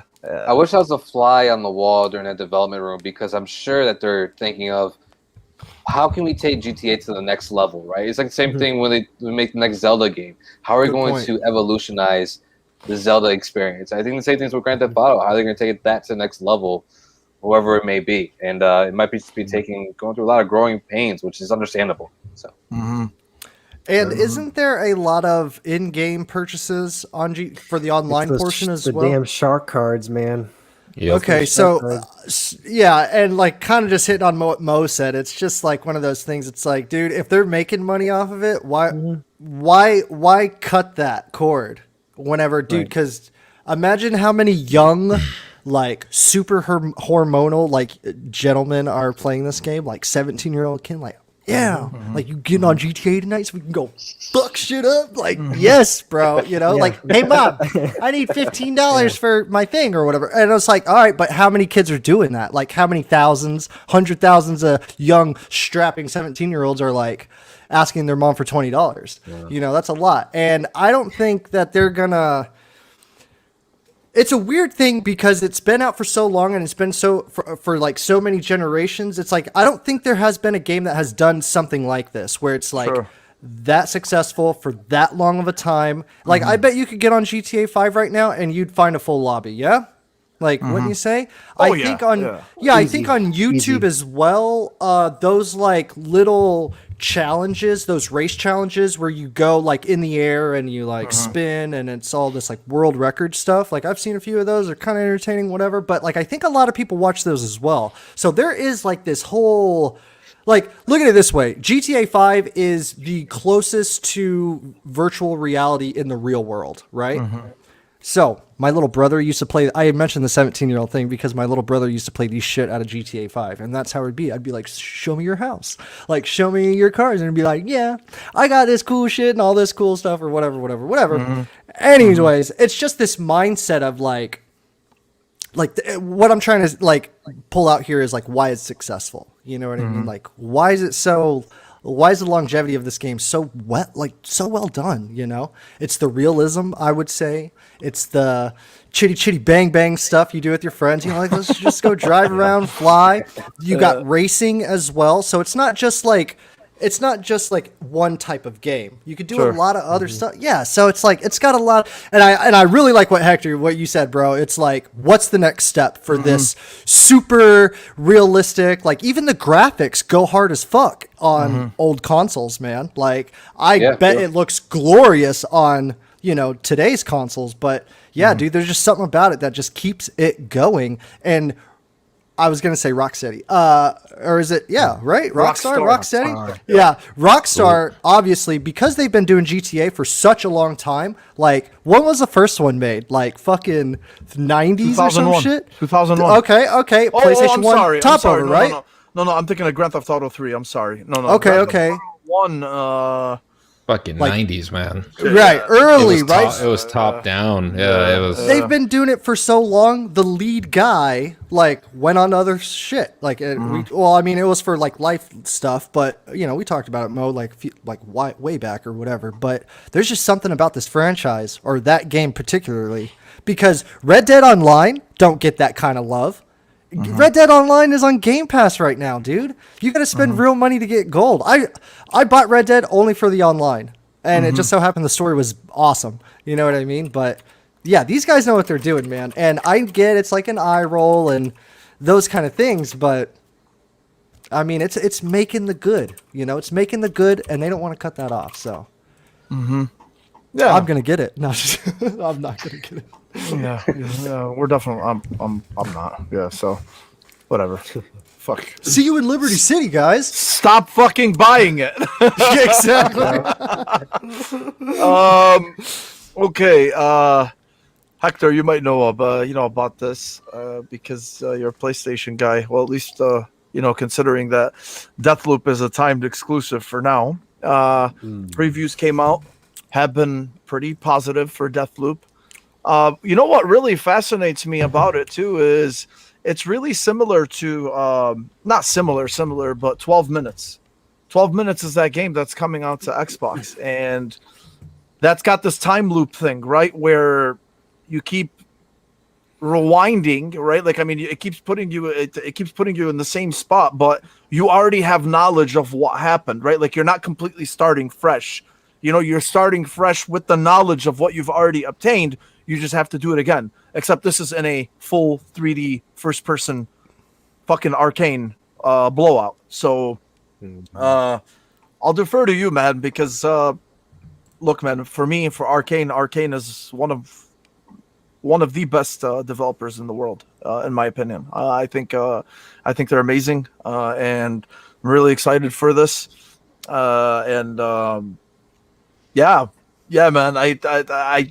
I'll be honest with you. I looked into some of it, but I didn't dive too deep into the previews because I kind of want to go on a media blackout, not like spoilers or anything, because there's nothing spoilery, but I don't want to see more. Like, that's it. I'm already invested. I want to know. I want to play the game. But what about you? Did you look into the previews for Deathloop? What did you think so far? Very, very much of a sliver, I'll say, because when it comes to me in first person perspective games, I'm very lukewarm on it. The only thing I can really get attached to is something like horror. So like Resident Evil Village really strikes a note for me. BioShock, like those kind of first person perspective games, like really speak to me. So when it comes to Deathloop, and I did play Dishonored, I did like it. I didn't think it was like amazing or like one of the best things in the world. So looking at Deathloop, yeah, I know. My one of my the co-hosts on the DualShock Ascent, Soul, he's the same way. He loves Arcane. He loves these kind of like Hitman like kind of games, which it seems like Deathloop is. It seems like a mix of Hitman and kind of like Dishonored supernatural abilities. Yes. So yes. that's enticing. And then one of the other co-hosts, Walter, he mentioned that it's very colorful. It's kind of like a carnival of colors when you're looking at Deathloop, which is really cool. So like hearing like those stuff and then maybe attaching to some people's opinion on it may make me actually go out and try it. But for me, I'm not super interested. But from what it looks like, Arcane's taking risk and they're doing what they do best. So I hope all the best for that team, for the people that are looking forward to it and want to play it. I hope it's the greatest thing in the world for you guys when it comes out, because sadly I won't be playing it day one. So. I got you, Hector. That's a great point, man. Because you couldn't find a better studio to make this game. Yes. It breaks my heart too, Mo, that he's not a fan of the Dishonored games. But I know.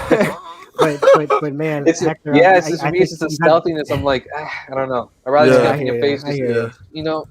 So I checked out some of the previews because I wanted to kind of be able to touch a little bit on this, just because I am a fan of their games. I'm very outspoken about Prey.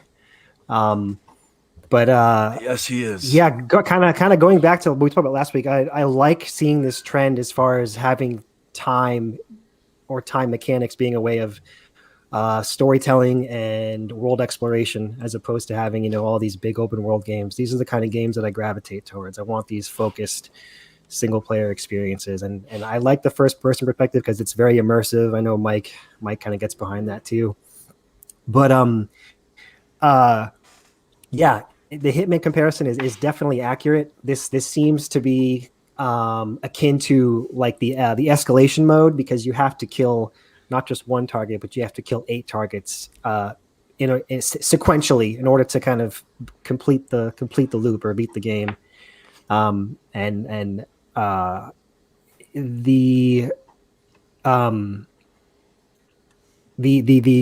elements also in the game that you have a player that could potentially kind of invade your world as far as the antagonist goes. That's an optional thing, by the way. You can turn that off, but this player? just seems like such a so you have an antagonist. It can be the kind of the main antagonist of the game can be an AI person, or a person can invade and play as that person to basically mess with you. Bro. That's badass. Yes, man, yes. Okay.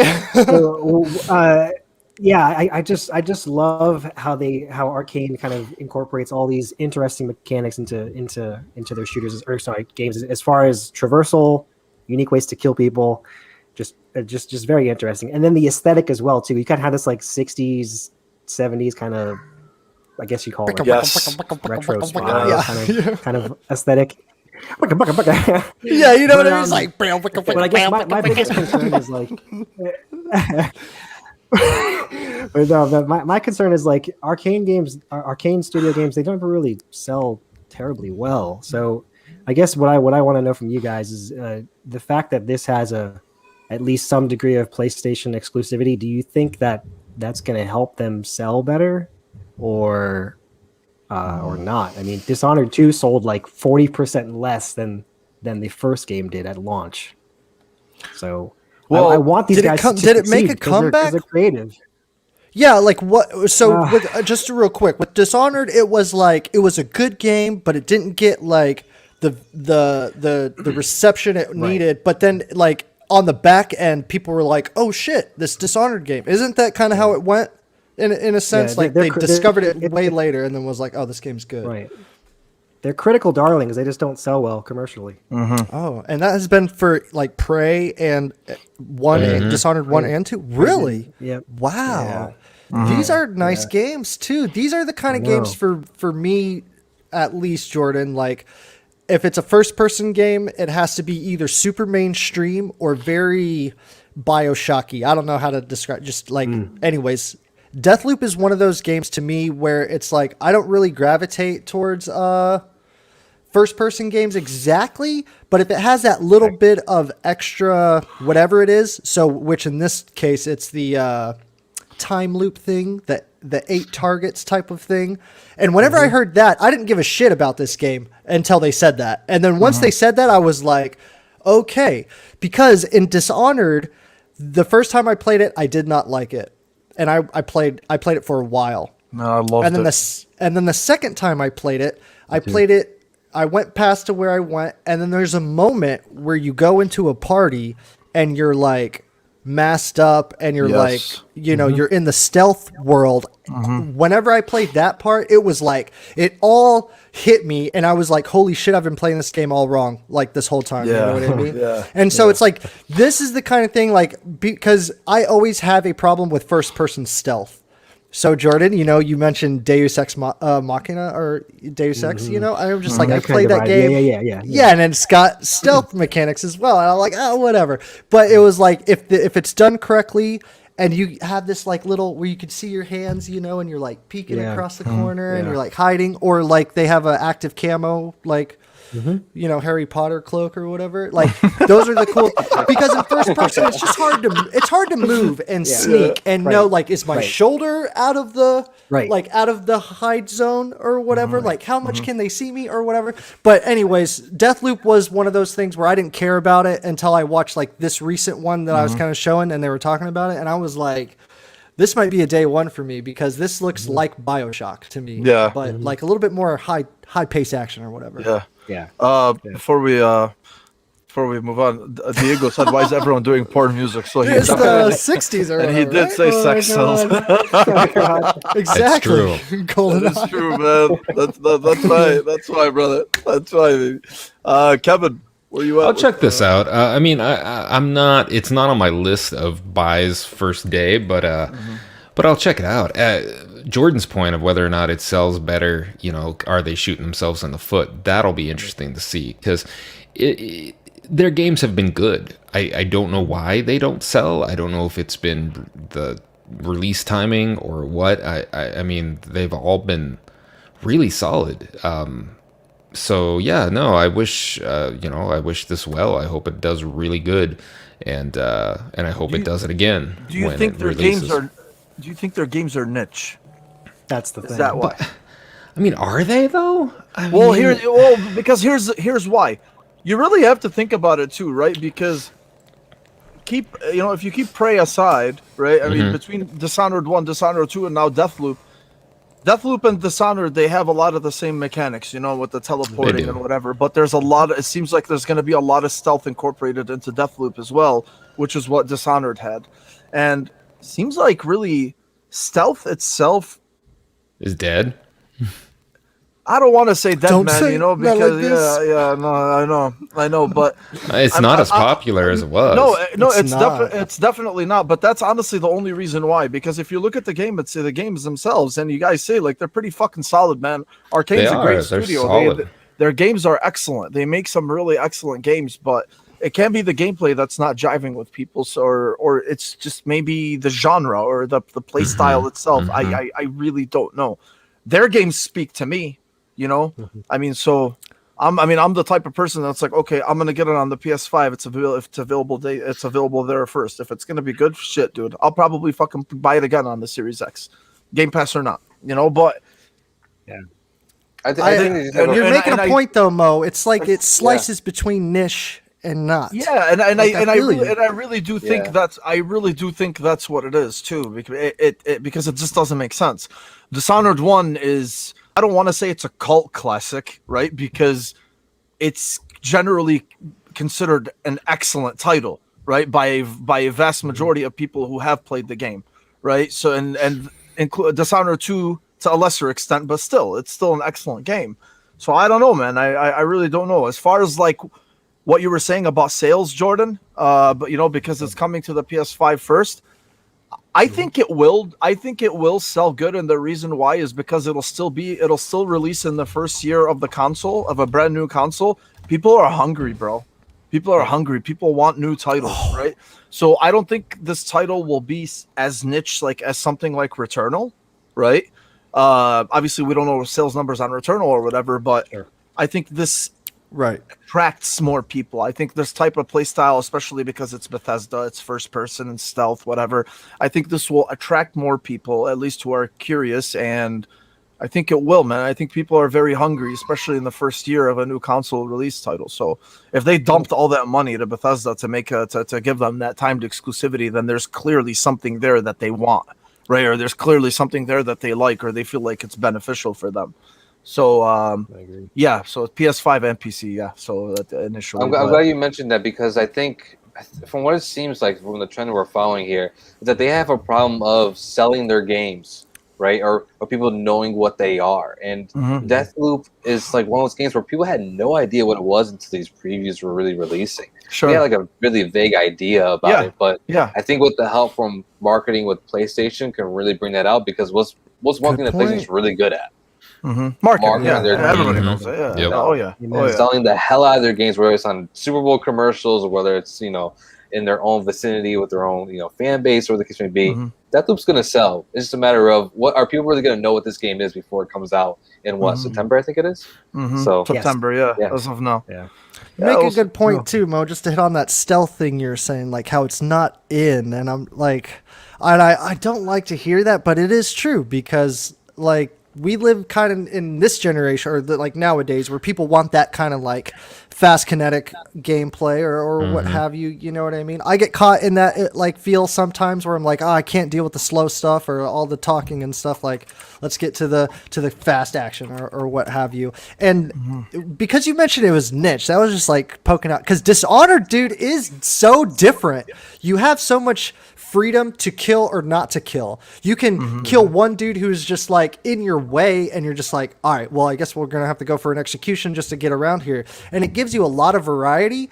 And I feel like Deathloop is kind of like in that vein where it's like, you're not gonna know what you want until we give it to you, and then when we give it to you and you realize what it is, you're gonna be like hooked into it. So Hector, going back to what you said, was that like, I bet some people buy it, like a good amount of people will buy it, but not a lot will buy it at first. And then once the word spreads about how cool and fun it is and how like unique it is in a way, then it'll kind of like, get that snowball effect or whatnot. But because that's just how I feel these games, because I don't like necessarily think to myself, like, I want to play a first person type of game, so let's go to Dishonored or let's go to Prey. Although I've heard very many good things about Prey, but these are all like, this studio makes very unique first person games. You know what I mean? And I feel like Deathloop is one out of their like catalogs that like actually say, yo, Mike, this, play me, man, because Dishonored is really how fast do you want to go? Like, you could throw a severed head up in the air, like shoot it with an arrow, catch it, and then throw it at dudes. And like that's how creative you can be. Like, you know what I'm talking about, Jordan. There's like very many great videos of like expert Dishonored players, and they're like throwing knives, like they don't even see the enemy, and they like kill 3 bad guys, and the knife like kills the last dude. You know, it's like very fucking cool. Yeah, but That's awesome. anyways, but yeah, Mo, I totally feel you on that niche. That's so I'd never thought about that way. But yeah, I feel you. Yeah, maybe. I mean, that's the only thing that makes sense to me. You know, what I mean, right. Yeah, Exactly. If great games that are made well don't sell that, don't sell like they're expected, then to me, like I'm just like, okay, man, maybe this is niche. So I don't know, but yeah, I feel you though. All right. Next, Summer Games Fest starts June 10th. I just wanted to go around and to see what you guys thought about, what your expectations are. So apparently on the Summer Games Fest, we have PlayStation, Xbox, 2K, Activision, Bandai Namco, Blizzard, Capcom, Devolver, EA, Epic Games, Sega, Steam, Square Enix, Ubisoft, WB Games, and there's actually more. Is there anything like, are you guys expecting now? Jeff Keighley did himself say that there are going to be some new things. He said it's one big show similar to TGA or Gamescom. 20 or 30 games is what he said. A lot of live service games, and he said I think there are going to be some big announcements and some long-awaited things. I don't know if that's all fucking jargon, just to hype people up or whatnot. But me personally, I don't know where to start or where to begin. I mean, I could see maybe PlayStation showing Horizon Zero Dawn and maybe giving a release date for it. I could see Xbox.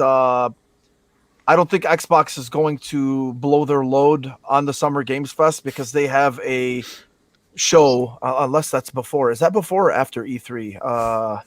So no, when is usually E3? before.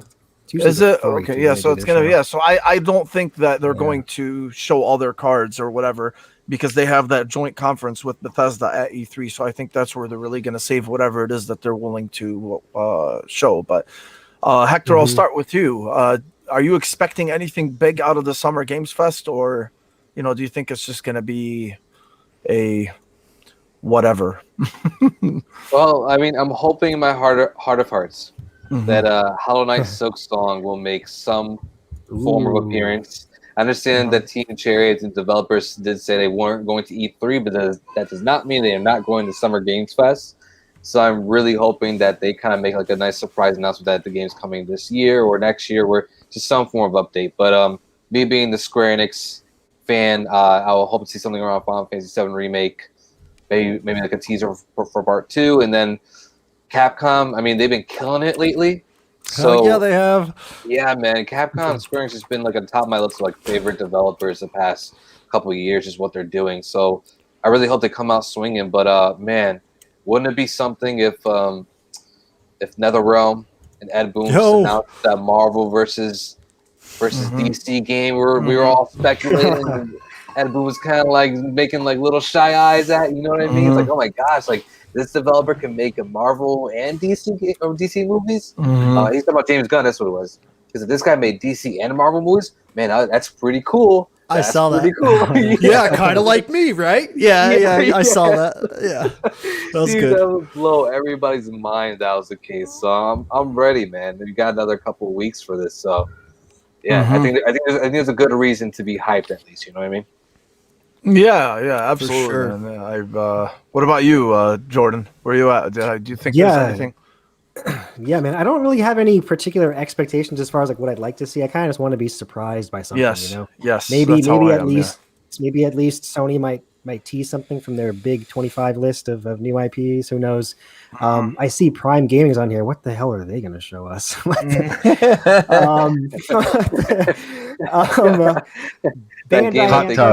tubs. Next month afterwards. Amazon Prime Games. Yeah, I wasn't the only one that saw that. I'm like, wait, I what? just saw my head. What the hell are they going to do?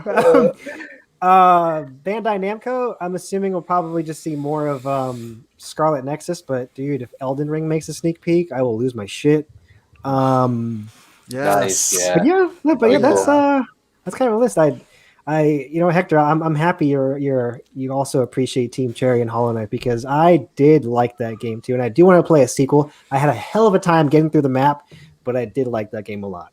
But yeah, that's kind of all. I just want to be surprised. Oh, and I will say, if they do any Xbox centric coverage, they better not have any stupid talking heads like last time. What do you mean? Explain yourself, Jordan. What are you talking about? Those guys are a bunch of dills. They were like, just cringe. One of the commentators is like, I don't like sequels, and it's like, oh, but bring me Final Fantasy VII on Xbox. And then one of them walked out of the presentation when Halo came on. She was like, oh, Halo's coming. I'm not interested. Oh yeah, I remember that. Yes.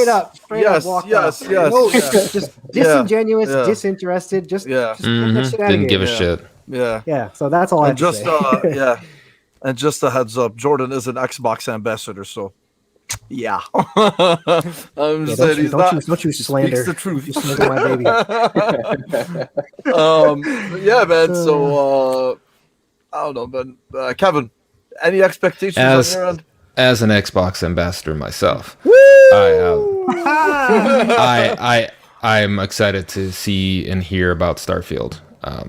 During this show, so that's at E3, not the Summer Games. I know. I'm kidding. I don't think we're gonna see much of anything, to be honest. But somebody mentioned New World for Prime Gaming. That's probably what it is, and I played that a little bit, and it was something.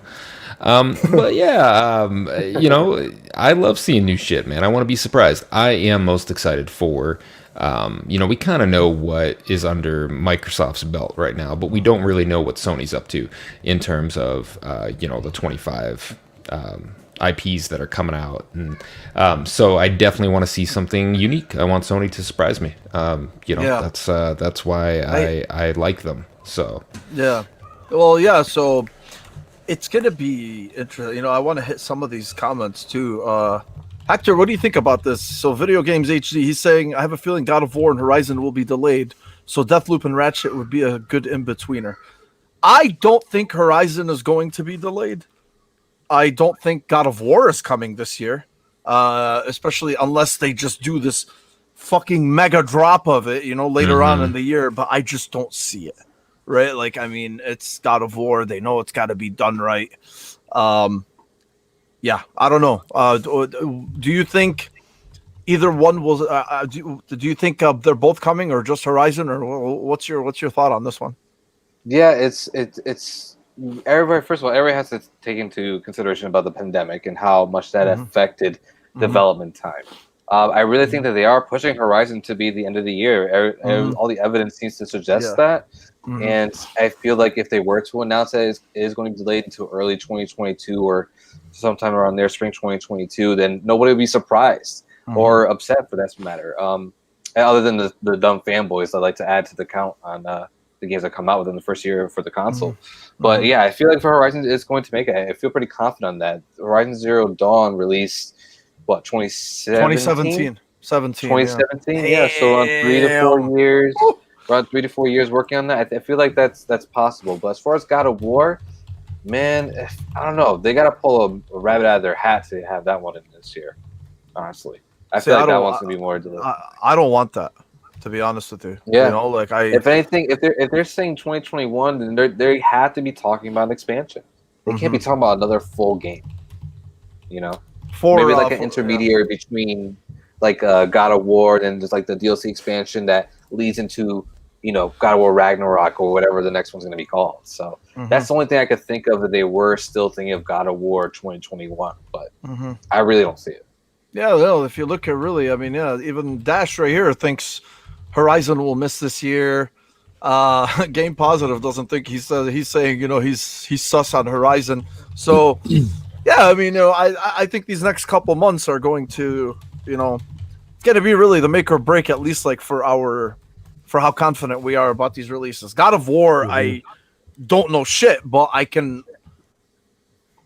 just don't think it's coming out this year. Like, there's just no fucking way. Like, I mean, it's not even sus. It's not even sus for me. Like, this is just one of those games. I'm just like, there's just no fucking way, right? Like, I look at it the way that I look at, I don't know, the next Uncharted right now, for instance, or something like that. I'm like, this is not like this is not a reality. I don't think it's a reality this year at all. So yeah, no, I think to like kind of soften the blow that God of War is not hitting 2021 is your next best option, The Last of Us 2 and The Last of Us remake. There was rumored to, be worked on and coming out. That I feel like that'll be like the next thing that again something that people don't know about. It's like the worst kept secret. yeah, But that's another way to soften the blow. I really hope not, bro. I mean, We'll see. I know we'll see. I just personally don't because that's actually the next topic that we're gonna get to about Last of Us 2 and why I think now it's pretty much confirmed that there's not going to be some type of remaster or anything that's going to come for the game itself. But Mike, is anything exciting you for Summer Games Fest? It is, but then I was really hyped when I saw all those squares, and I was like, yes, I like that. But then the more y'all were talking about it, I was like, okay, I might be disappointed, and I don't like that though. But so the WB thing, y'all hear about the merger with Discovery? It's like some big ass. I didn't even know what Discovery was, but anyway, so WB, right? They merged together, so a lot of fans right now are worried about what's going on with the games.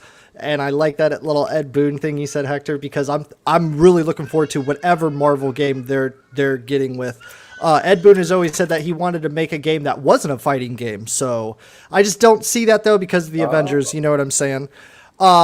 Jordan? Okay. Yeah. So that's why I was like, I don't know, because I play a shitload of Avengers, Square Enix, Hector, by the way. So pretty cool. Yeah, I was playing Final Fantasy Remake the other day too. Anyways, Bandai Namco, Jordan, you mentioned that Elder Scrolls, I'm hyped for it. Capcom, I would love to see something fresh from Capcom. I mean, I would like to see Devil May Cry, more of that, but I want to see.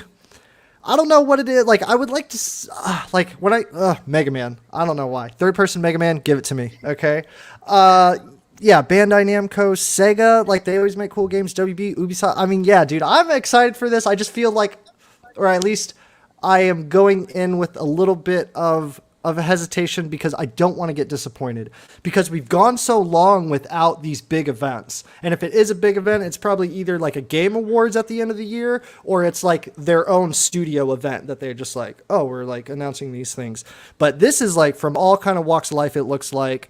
And I get that little vibe of maybe we're rotating back into the way things might be, or they're trying it out again to see if, you know what I'm saying? Because the industry has to start adjusting to what's going on now, the pandemic. You don't have to wear as many masks at certain places and all this kind of stuff. So it's how is this going to be a digital thing? All digital? Do you guys know? For the show, yeah. Okay. So I mean, imagine the people putting this together. They got to be hey, you guys got to be ready. I mean, it's over a span of a week. I mean, 10th, 12th, 16th, and 22nd of July, am I going to get disappointed for a week straight? I hope not. I hope not. But I am pretty excited. I do expect WB Games to announce something. I do expect Bandai Namco to hit something there, Jordan. I do expect these things, kind of. E3, when does E3 hit? June. Months afterwards? Yeah. September? No? Shortly after. I think it's the week after, man. Yeah, I think it's the week Really? after the Summer Games Fest. Yeah. Wow. So, okay. So that might be we got June Saturday, 12th, June June 12th. 15th. Okay. Yep. Okay, so it's either going to be a lot of disappointment in that week, or it's going to be a lot of shit, a lot of cool stuff to talk about and stuff like that. Actually, I hope it's the latter. Actually, man, Dash just answered that for us, June 12th. Okay, so, June wow. 12th. So they're gonna be at the same time. That's crazy. Wow. Okay. Right. It's a Saturday interesting. and a Wow. Tuesday. Okay. Wow. Expect something on June. Holy smokes. Yeah, I'm excited. I am excited overall. Yes. Diego, I would love to do that, dude. I wish I hope I'm able to. I swear to God, man, that would be fucking awesome. If I can't go to E3, I might as well do some type of live reaction. That would be fun as hell, man. Be cool. I'd love to get people into that. So, yeah, absolutely, man. Okay, so let's see. Last of Us 2. It got the bump in the performance for the PS5. They just came out with that the other day. So basically, it stayed. Digital Foundry did an analysis on it. Initially, Sony said that it's getting resolution and performance bump, but it's not the resolution itself. It's still at the 2560 by 1440p that was released on the PS4 Pro.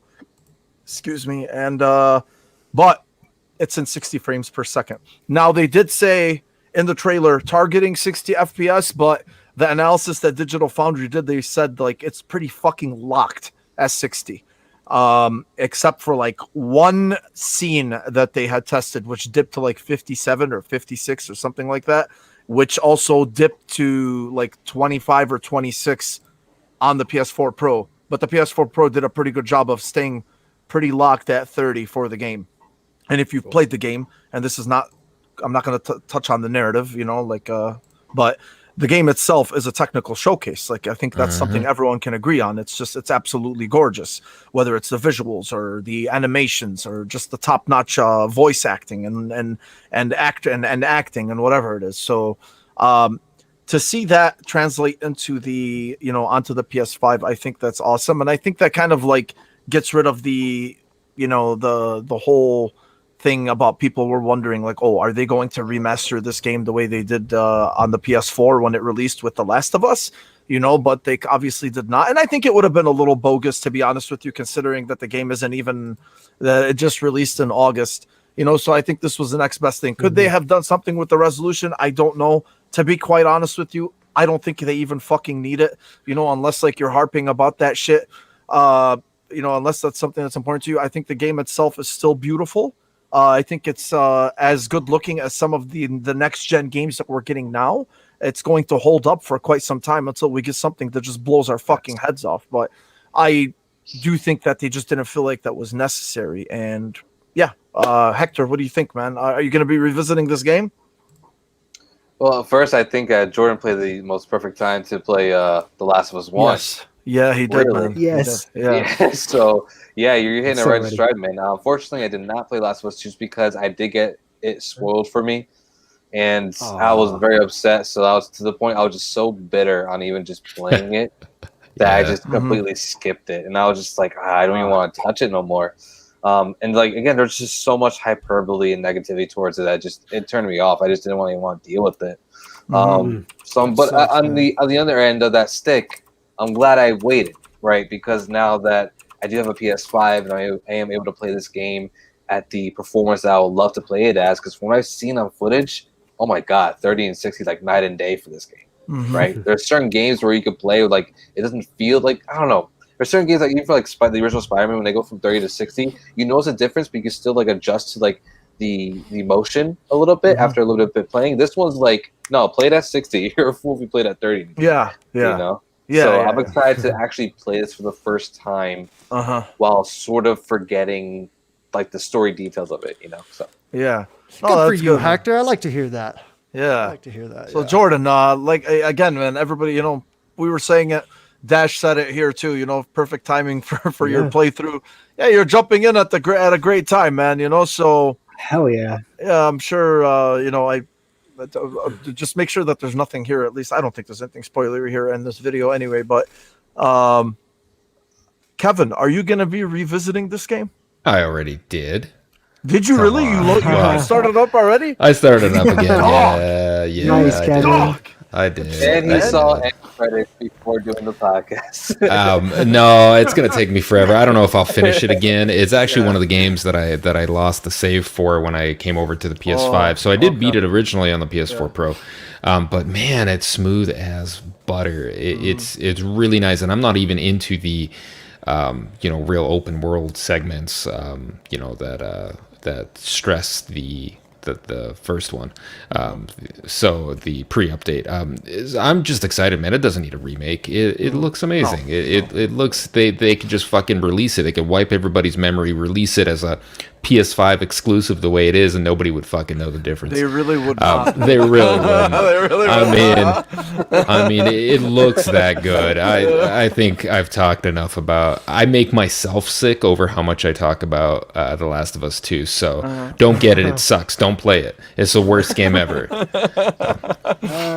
That's true, man. I know. So Yeah, that's You cool now to you see. now all of a sudden hate golfing, right? Yes, I hate golfing. I hate golfing. I too, man, I feel you on this. I too had it ruined for me, and I played it anyway. And luckily, that part, it is out of the way pretty early on. So, don't let it. I guess don't let it ruin your playthrough.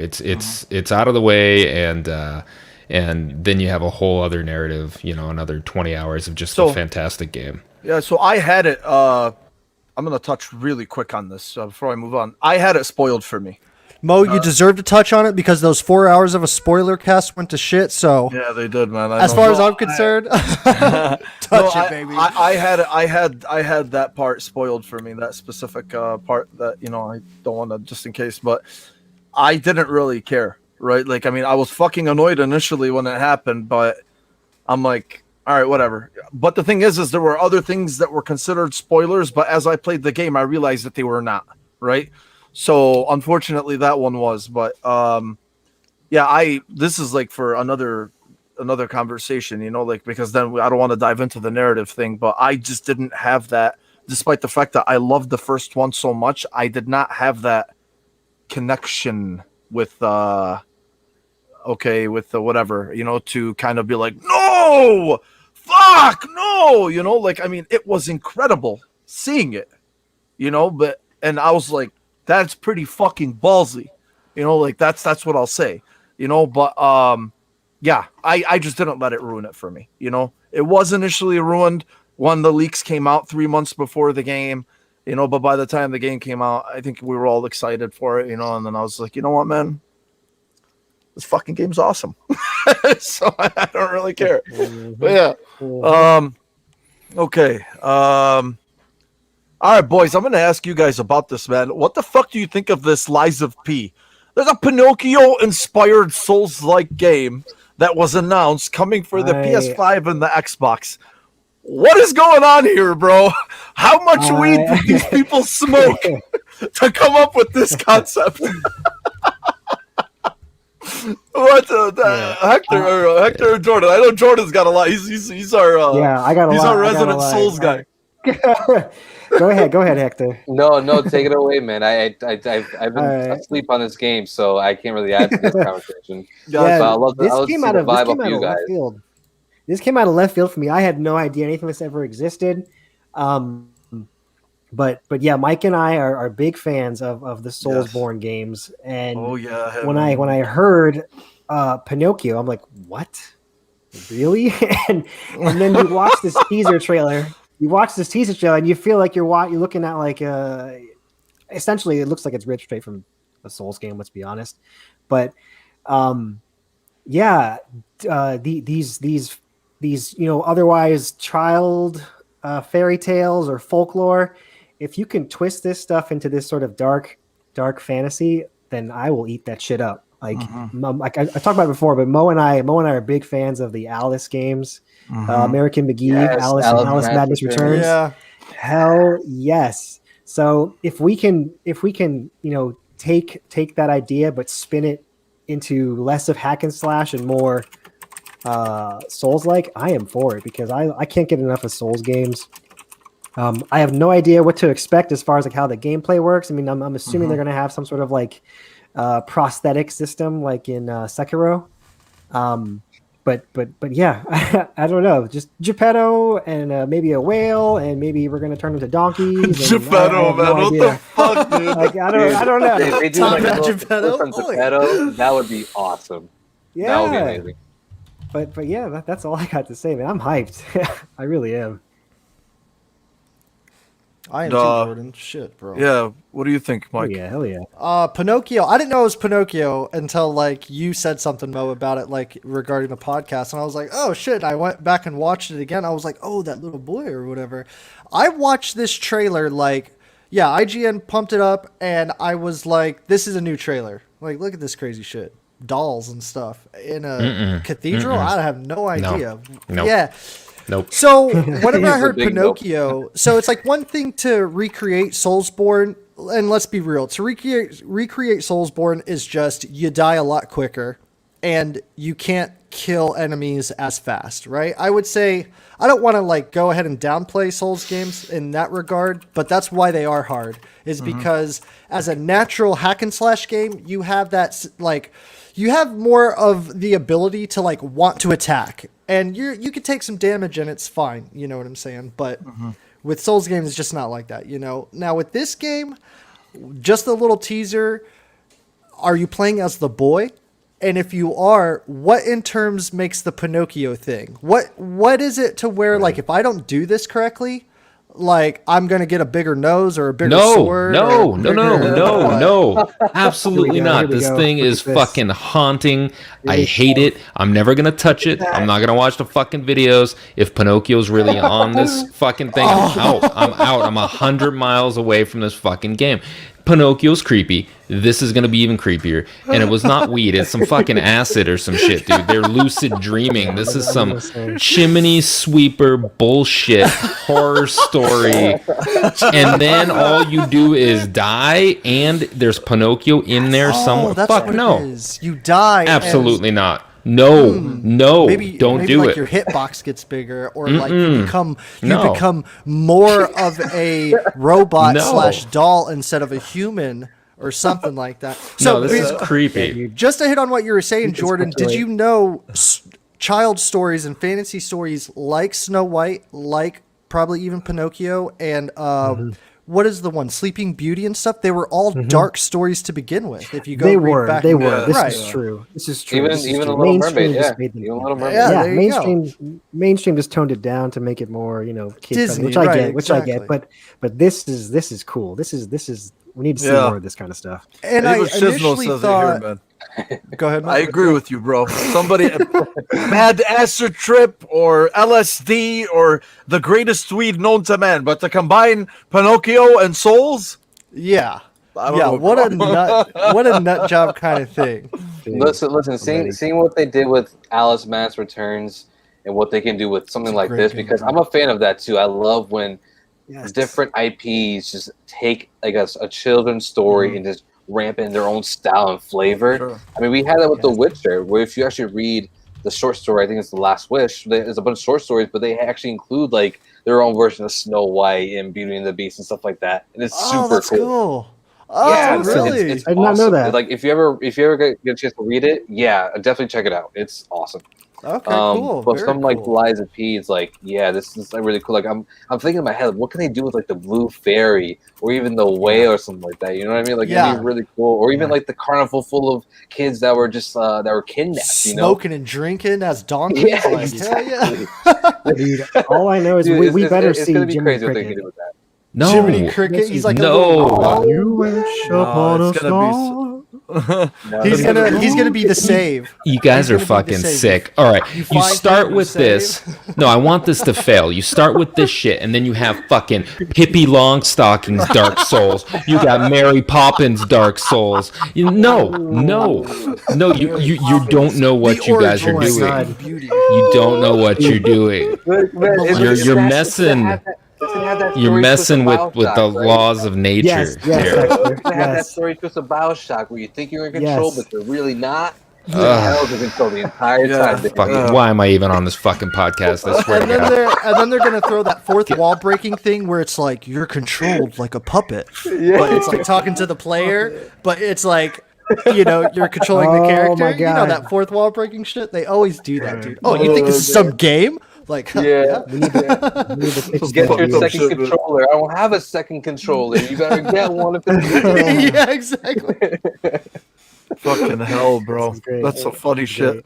So we'll see, man. That's gonna be obviously. I don't think we're gonna see Yeah. anything of it soon, but Not soon, yeah. No. Good All right. teaser though. yeah, excellent. Yes, teaser. absolutely. Um, okay, so quick touch on this one as well. Biomutant. If you guys know, Biomutant comes out on Tuesday. Biomutant is a previous gen game that is kind of optimized to take advantage of the newer hardware. We have a type of cyberpunk situation on our hands with with Biomutant, where it's taking advantage of the hardware, but it's not properly optimized, I guess, if you want to say. Now, one thing that they did say is, and I didn't know this, this was by the PS Bras. They actually said that there is going to be native versions of the PS5 and Series X, which is on the product page for Biomutant. Now, this past week caused some hoopla because the Series X version is going to be 4K 60, and THQ Nordic said that they had to dial down the PS5 version to 1080p 60. Because and they pretty much said, like, I don't know if it was technical limitations or if it was just some sort of trouble that they ran into with the game. I think this caused a big fucking, like it was just it's just so fucking stupid, man. Like that's really the best way that I could say it, because when these types of situations happens, it just becomes a dick measuring contest. Okay. At this point, we know what these consoles are capable of. We don't need to fucking keep hearing over and over, that one has 12 teraflops and one supports 120 hertz while the other one does not. One has a faster SSD than the other. One has the DualSense and the other one does not. Bro, it doesn't fucking matter, right? And I think, some people were disappointed on the Sony end, but realistically, I think it's just a bunch of fucking garbage, to be honest with you, because this game is still going to be optimized for the PS5. How it's going to take advantage of it, we don't know, right? But if you're complaining about playing 1080p 60 frames per second on the PS5 for this game, I understand it, but I don't want to see you also praising the visuals of Returnal. Because Returnal itself, despite the fact that it was a beautiful game and it was very visually intense, it was still in 1080p. And you know what? None of you motherfuckers knew that unless you Googled it. So spare me the garbage, okay? Amen. Amen, brother. Just spare me the fucking garbage. I don't even want to go around and fucking talk about all this shit, but at the same time, it's like... bro, like at this point, we know what we have, and if you're interested in playing the game, one of our friends is reviewing the game. He loves it so far. He's putting out the review tomorrow, I believe, and he said nothing but great things about it. So either wait, don't play it, whatever it may be. At the same time, your experience is not going to be any different than the other person's. If you want to make it a dick measuring contest, by all means, but whatever, man. I don't even know what the fuck to say about this, other than the fact that this happens every single time whenever a multi-platform release comes out, or what. It's so freaking stupid, dude. I swear to God. I get it, man. Trust me, I get it. You paid $500. You want to take it. You want to get everything out of it. I'm not putting that aside. I'm not diminishing that at all. Trust me. Right? Like, I'm with you there, but it's okay because you will get a superior version in due time when they do release it. So if you don't want to play it now, don't play it now. You can wait. You can wait until the native version comes out. So, yeah. So, anyway, that's all I'm going to say about that. Unless you guys have something to say. I just wanted to say that I got to tip my hats to these guys because, a team of 20. 20 fucking people. Yes. So we need to fucking take a knee for these guys. And if it's going to take time for them to release a native current gen version of this game, then you fucking give them that time. Yeah, because they bust their ass to make this game. Yeah, I remember hearing about this game in 2016 or 17 even. And like I would literally tweet about it and be like, yo, where's Biomutant? Like I like THQ because they make my series Darksiders. So like I want THQ. Biomutant kind of looks like kind of in that same vein. Open world, you got all these other shits, I don't really have a foot to stand on when it comes to next gen, but 20 people, like if you hold that thought in your mind and you understand like the bigger picture of it, it's like, hey man, it'll come. I feel like though, basing your decision off of that, like whether to buy the game or not, I mean, like I said, I don't have a foot to stand on, but is that what really people are doing? Or like, what? Man, they were fucking attacking developers and shit. Like, oh my gosh. Yeah, dude, it's just so fucking stupid. Yeah, it's terrible. Look at Diego. He's like, 20 lazy developers. Yeah, dude, that's you gotta have some. Those are 20 passionate people making the project they've always wanted to make, or one or two people with a team that's super dedicated and passionate to this one project, which is awesome to see. This I wasn't bet they're really in my multitasking crazy. yeah. man, it's just This wasn't really in my radar. I mean, before, but it looks really fun now that actually I watched Conan play on this coolest gamer segment. Yes, And Hector. that was just hilarious, dude. I was like, wow, yeah. I kind of want to play this game. Watching JB Yeah. be like, oh my god, a JB fork in the Smooth. road. That's so powerful. Yeah. Like, I love fork in the road. But seeing that like makes me want to try the game out now because it actually looks pretty fun. Yeah, I think it'll be a blast whether it's in 1080 or 4K. Oh yeah. You know. Oh yeah. And if not, wait. Like I said, just fucking Exactly. wait. Exactly. Okay, so Time Splitters making a comeback. Apparently, after years of speculation, fan requests, and false starts, it's coming back for real this time. And this is courtesy of publisher Deep Silver and a number of original developers. So Deep Silver announced that a number of key original members of Free Radical Design have joined together to reform the studio under the same name, including founders Steve Ellis and David Doak. The studio will serve as a subsidiary of Deep Silver.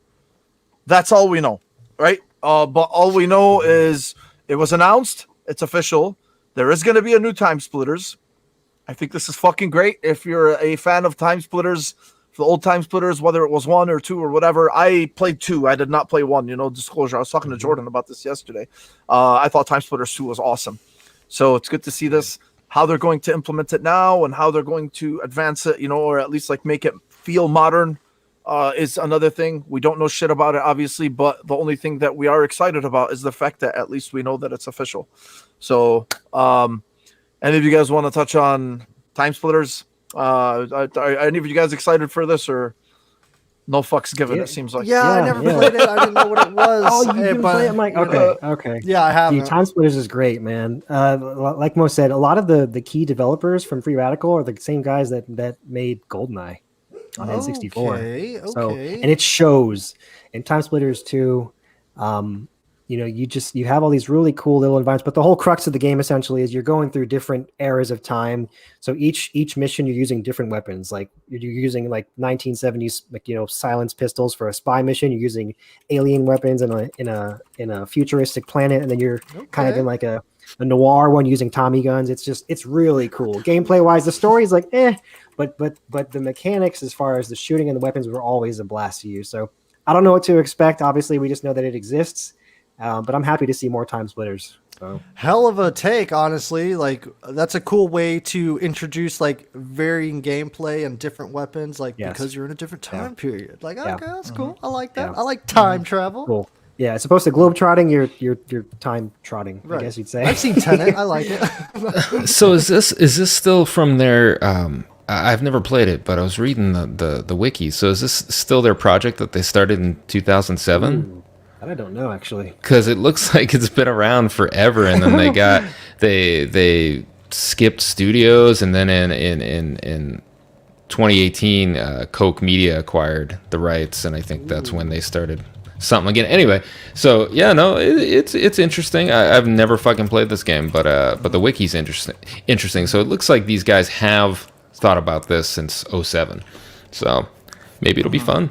I loved GoldenEye. There you go. So that's all you need. Yeah, there it is. Oh yeah. Okay, so now that wait, hold on. What the fuck is wrong with my computer? It's just freaking stupid. All right.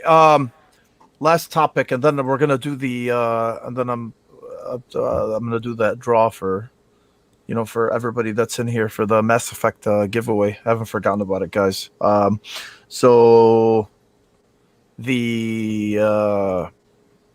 So Xbox, Microsoft, and Bethesda basically announced that they're going to host a joint conference at E3 this year. Initially, a lot of people were thinking like, "Oh, are they going to do a separate? Are they going to do some type of, how are they going to do it, or what are they going to do?" But apparently, they decided that they're going to do a joint conference, and I think this is fucking awesome. I think this is big because it really puts it out there, right? Like, I mean, I think if they would have separated it, it would have kind of like really this is obviously for optics, right? This is definitely for optics because you want everybody to get that, hey, this is one big family now. We are all together now, right? This is not Xbox, Bethesda, right? But Xbox owns Bethesda. This is like, no, this is all one unified party, right? And it feels like that's why they ended up doing that. That's why that's how I felt. They're the reasons why they're going to do that. I'm not sure what to expect, honestly, in terms of, obviously we know Halo Infinite, and I'm not sure what they're going to announce from Bethesda. I don't think a new Doom is going to be announced anytime soon. Maybe Wolfenstein, I don't think they're going to show Skyrim or the next Elder Scrolls. So we'll see, man. The fact that they at least decided to do it all together is going to be something cool. But optics wise, do you guys think this is good? And are you expecting some big things at least from them for this show? Hector, I'll start with you. What do you think? Yeah, Mo, I love that you said that that Xbox and Bethesda are finally joining in a conference, because the thing that I've been struggling with when it comes to now Bethesda being the Xbox family is that it feels like there's still two entities, and they kind of are, right? Because Bethesda is Bethesda and Xbox is Xbox. But I haven't really seen it as like one big thing. So now that they are in a conference together, it makes it a little more solidified. It makes it a little more the normal that Bethesda's Xbox and Xbox is Bethesda, which is nice to see, because you kind of want that whenever you're investing in the platform or investing in their choice of games. But yeah, I really think that you're going to get Skyrim on PS5 and Xbox Series. Probably not even on a PS5. Maybe it's to be a Series X exclusive where Skyrim is coming on. You mean the next Elder Scrolls 6? No, I mean Skyrim. You're talking about Skyrim. Yeah. No, re-releasing Skyrim again. Yeah. Just to get everybody prepped for the next. It's Elder their Scrolls. GTA 5. Why not? Really? Why not? Might as well. Yeah, exactly. It's on PC and it's in Game Pass, so might as well put on the enhanced version on Series X or whatever the case may be. But yeah, okay, we'll kind of see what kind of they have in their slate, because like I said, no Doom. So we'll see. Maybe there's like another game that they're working on that they get people excited for, other than Starfield. So. Yeah, generating a lot of hype. You know what? Diego's got a good one too here, man. Just call them Bethesda box. Yeah, dude, that is such a good point. That is fucking awesome. Bethesda box. It is true, man. Yo, when I think Xbox and Bethesda, to me, I am like, that's the Western. I don't know how to say it exactly. I mean, first person RPG, like it's the Western kind of thing, and they're powerhouses.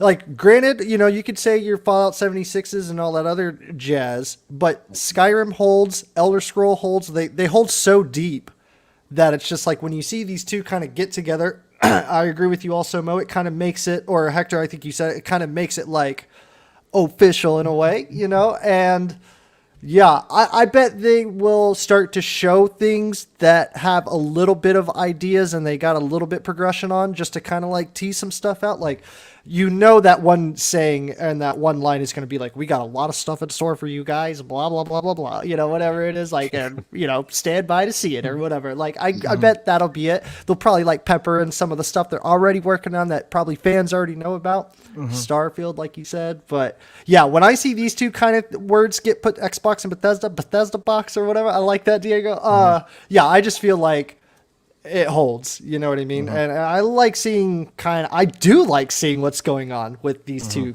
things. So yeah, I like it. Nice, man. Nice. Jordan, Kevin, what are you guys? I'm just like Kevin said, I want to see a Halo Doom crossover. Let's fucking do it. That's fucking Let's fucking go. That's what that'll blow the internet. That'll be really cool. That is awesome. Oh, Kevin, you're muted. Kevin, you're muted, homie. Yep, there you go. All right, that's all they're gonna announce. They're gonna announce Master Chief and the Doom guy coming to Super Smash Brothers on Game Pass on the Nintendo Switch. There it is. Actually, there it is. That's it. That's it. Yep. Damn it. No. That's fucking awesome. Yeah, man. Gonna be great. Everything's coming within the next 3 weeks, so it's gonna be really fun to see. But that was the final topic, and before we actually start doing the post the post stuff, I did do the drawing, and the winner of the Mass Effect giveaway is none other than Boogie. IX Right. Boogie. Congrats. Congratulations to you, my man. And yes. Way to oh, go, yes. Boogie. Oh yeah. So for all Is he you in guys chat have- right now too? Yeah. Yeah, I think he is. If he's not, I'll still send it to him. But I'm pretty Send sure the he is. word. Yeah, Spread but- the word. Send your pigeons out, people. and that code was honestly given by Fork from Fork Boy from GBTB. So it was very generous of him to do that. That's fucking awesome, man. So thank you to Fork for that, and congrats to Boogie and honestly, guys, all you guys. Thank you. It's been an absolute pleasure talking to everybody. Always fun. Again, you guys are literally the highlight of my freaking Sundays and my week. What? Hector, baby, it was an absolute pleasure, man. Hell Thank you yeah, for it coming and was. joining us, man. Seriously, appreciate you. No, thank you for the invite, man. I mean, we met on Season Gaming Podcast, and we just hit it off, man. It's just, Yeah, we did, again, dude. There's a Yeah. vibe and camaraderie around here that's infectious, and man, I'm so happy to be a part of this. It's like, Always, again, always podcasting- welcome, man. Love it. podcasting is a highlight of the week for sure. So I'm glad to see that within this community here and with you guys, and Yeah. you just keep on rocking, man. You guys are kicking ass, so keep at it, bro. Appreciate you, man. Appreciate it, Definitely, man. you as well. Always welcome, brother. Always welcome. Tell everybody where they can find you about your show and your Iron Lords work as well. Yeah, sure. So I'm constantly on Twitter. So at Boricua Macho, BORICUA Macho. Oh, sexy as fuck. Not gonna lie. Hold on, one more time. Boricua. You have to roll the R to Boricua, macho. Boricua macho. Listen, man, I gotta teach you. I gotta teach my fiance how to start doing that because she says Borica, and I'm like, no, Borica. I love it. No, dude. I'm the assistant editor over at lordsgaming.net. You can find my work over there. And then, yeah, it's a DualShock and Sense podcast on YouTube. You can also follow on Twitter at Shock and Sense. So, yeah, just follow those accounts, follow me, and then we have some good times, man. I love talking about games, so especially Final Fantasy Remake. If you're a fan of Final Fantasy, we're best friends automatically. Just saying. Hell yeah. Nice. Oh, yeah. Nice, man. Nice. Jordan, Kevin, Mike, you guys got any final words? No, just wanted to say thanks, Hector, for coming on, man. I caught you on the SG show for the first time the other week too, and I thought you were an awesome addition. So happy to have you on here, and thanks everybody for tuning in this week. Yeah. Oh, Thanks yeah. everybody. Oh, Yes, It's yeah. the thanks, highlight of everybody. my week, baby. I love Go it. Thank you, man. watch Thank you. or read Berserk. That's my message to you Yeah. guys. If All you right, want some real world dark fantasy that doesn't hold punches back, that's where you want to go. And I mean, come on, you got to rep the artist here. So, Oh, yeah. But yeah, that's it for me. All right, guys. Thank you guys for joining us. This is TBC 49. Hopefully, we see everybody next Sunday night, same time, same place. Appreciate you all for me and for Kevin, Jordan, and Mike, and for our guest Hector. You guys take care. See you later. Thank you as always. Have a good night. Have a good Peace. week.